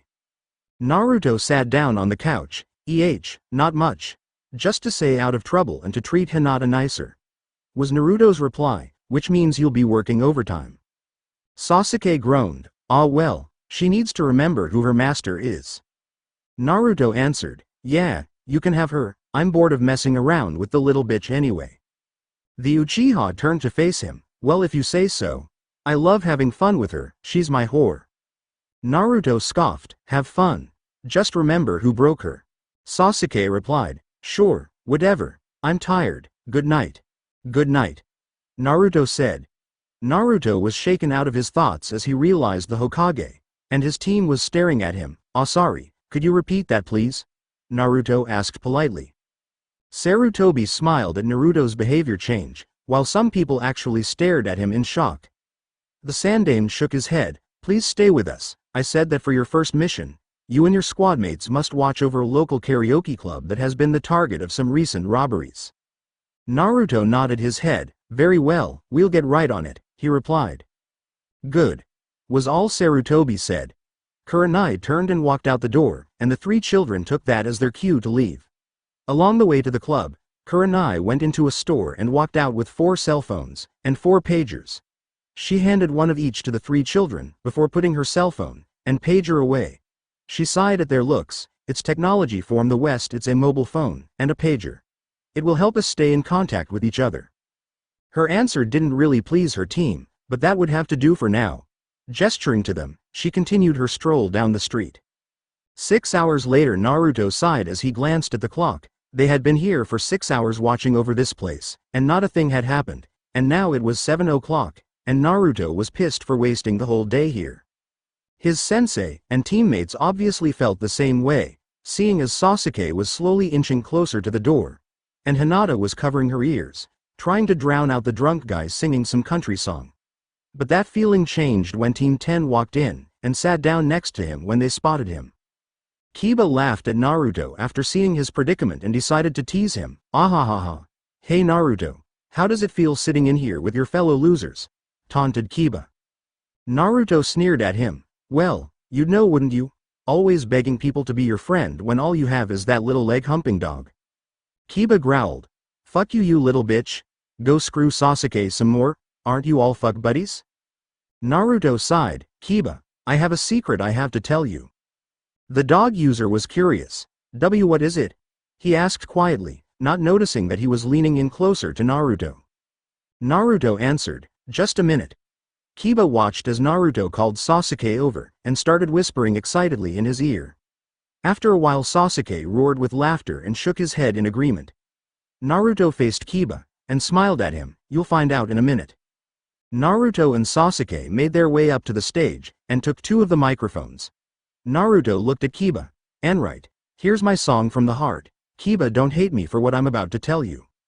The music came on and Naruto began singing with Sasuke playing backup. I gotta tell him, I gotta be a man and handle my business. I know he's gonna hate me, but I gotta tell him. The music picked up even more, and Kiba's curiosity grew, while Sasuke tried to stop laughing. Naruto started singing. What up, dog? What you been up to? Oh yeah, well that's cool, check it out. Me and you, we been down for a while, right? We been here and there, we been pretty tight. Something happened last night that you might get upset about. But hear me out, I didn't mean nothing by it, I'm gonna make this quick. I dunno how it happened, I just know my nuts and her itch was slappin'. I was over there mowing the grass and I could feel her eyes all up on my ass. And then I went inside to make a phone call and there she was with a titty hanging out her bra. One thing just led to another, next thing you know I'm butt fucking your mother. Sasuke gripped the microphone and began singing his part. Please don't hate me, but I've been fucking your mother loose lately, please don't hate me. I never said I loved the hoe, please don't hate me, but I've been fucking your mother loose lately, please don't hate me. You never should have trusted me though. Naruto jumped back in. Don't leave yet, I still got more. Your mama gives head like a heroin whore. I wasn't thinking about you as my bud when she spread my butt cheeks and went for the milk dud. We broke out with your grandpa's gin and got drunk, I fucked her with a bowling pin. Your mama's one of my favorite sluts, she likes licking from the back of my balls. She calls me her big teddy bear. I chase her around in my underwear. I admit I like spanking her butt. I used your sock though to catch my nut. Don't worry, I put it back. I knew I better. That's probably why your toes been sticking together. Ha ha ha. Sasuke began his verse. Please don't hate me, but I been fucking your mother loose lately. Please don't hate me. I never said I loved the hoe. Please don't hate me, but I been fucking your mother loose lately. Please don't hate me. You never should have trusted me though. Naruto started singing again. Maybe they call you a termite hater. If this was a swamp, you'd be a alligator. You could use a cold glass of haterade. Sure, come up. Bring the alligator. Your mom's ass looks like oatmeal, yo. It's bumpy and grainy. I like the feel though, and I ain't trying to diss her either. I'm only saying that I wish you would trim her beaver some. Every hair is like a foot long. Bitch looks like a werewolf wearing a thong sometimes. It's alright with me though. I don't mind as long as I can find the pee hole. And your dad's so dumb he's knowing nothing. Here I am stuffing her muffin. Not to mention the pickle buffin, and I hope me and you are still cool. I'm gonna spend the night so she can take me to the academy tomorrow. And we plan on fucking again. Alright, I'll talk to you later. Sorry, Kiba. Sasuke jumped in again. Please don't hate me, but I've been fucking your mother loose lately. Please don't hate me. I never said I loved the hoe. Please don't hate me, but I've been fucking your mother loose lately. Please don't hate me. You never should have trusted me though. Please don't hate me, but I've been fucking your mother loose lately. Please don't hate me. I never said I loved the hoe. Please don't hate me, but I've been fucking your mother loose lately. Please don't hate me. You never should have trusted me though. Naruto put down the mic and smirked at Kiba, who sat there, before breaking down into tears and running out of the bar. Naruto just shrugged at everyone's glares, and 2 hours later they left to go report to the Hokage's office. On the way there, Naruto noticed a defeated-looking man purchasing a gun from the local pawn shop. He shook his head and followed Kurenai to the office. Hokage's office. Morning after Naruto once again stood before Iruka, Sarutobi, and the elders. They all stared at him disapprovingly while Sasuke laughed at him. They had just gotten done telling him off about his incident at the karaoke club, and how he has to behave, so he better not screw up. Naruto played the good boy, nodding his head, and apologizing for everything. After a few more minutes of the elders ranting, Sarutobi spoke up, and gave them their next mission. Team 8, your next mission is very important, said Sarutobi. You all must go to the suicide hotline headquarters and help save lives. Coincidentally, 3 operators are sick, so they need people to fill in their positions. Continued Sarutobi, I expect you all to be on your best behavior. Understood? The 4 of them nodded their understanding. So he continued, good, that is all, dismissed, said the Sandame. Suicide hotline headquarters. So there they were, after being instructed on how to do their temporary jobs, they were placed, and now were waiting for someone to call, while Kurenai was chatting to some guy. After a few minutes Sasuke's phone rang, so after 4 rings he slowly picked it up. Hotline. Hello. A weak voice answered. Sasuke replied, what up? What's up? I don't think I want to live anymore, that's what's up. Sasuke sighed. Hold on. He turned to Naruto and gestured to him. After some arguing, Naruto angrily grabbed the phone. Hello? Naruto asked in a bored tone. I need someone to talk to.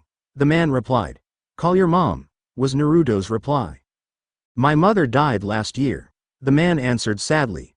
Naruto grinned madly, before looking around. Serves her right, bitch. Ha ha ha ha. Nah, I'm just playing fuck nuts. Naruto continued. Listen, whenever you're feeling low, just page me and I'll call you. You will? The man replied hopefully. Naruto answered, sure, I'll call you a fucking bitch for bothering me. Now don't blow your fucking head off, Naruto told the man. Why not? Who cares if I do? He asked sadly.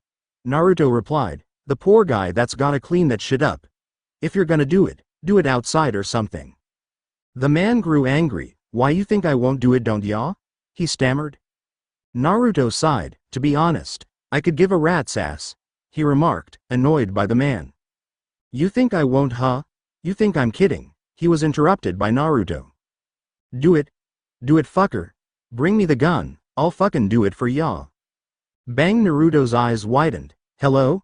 Hello? He repeated. Are you there? Hello. Came a timid reply. Naruto bellowed. I knew you wouldn't do it, you scared bitch."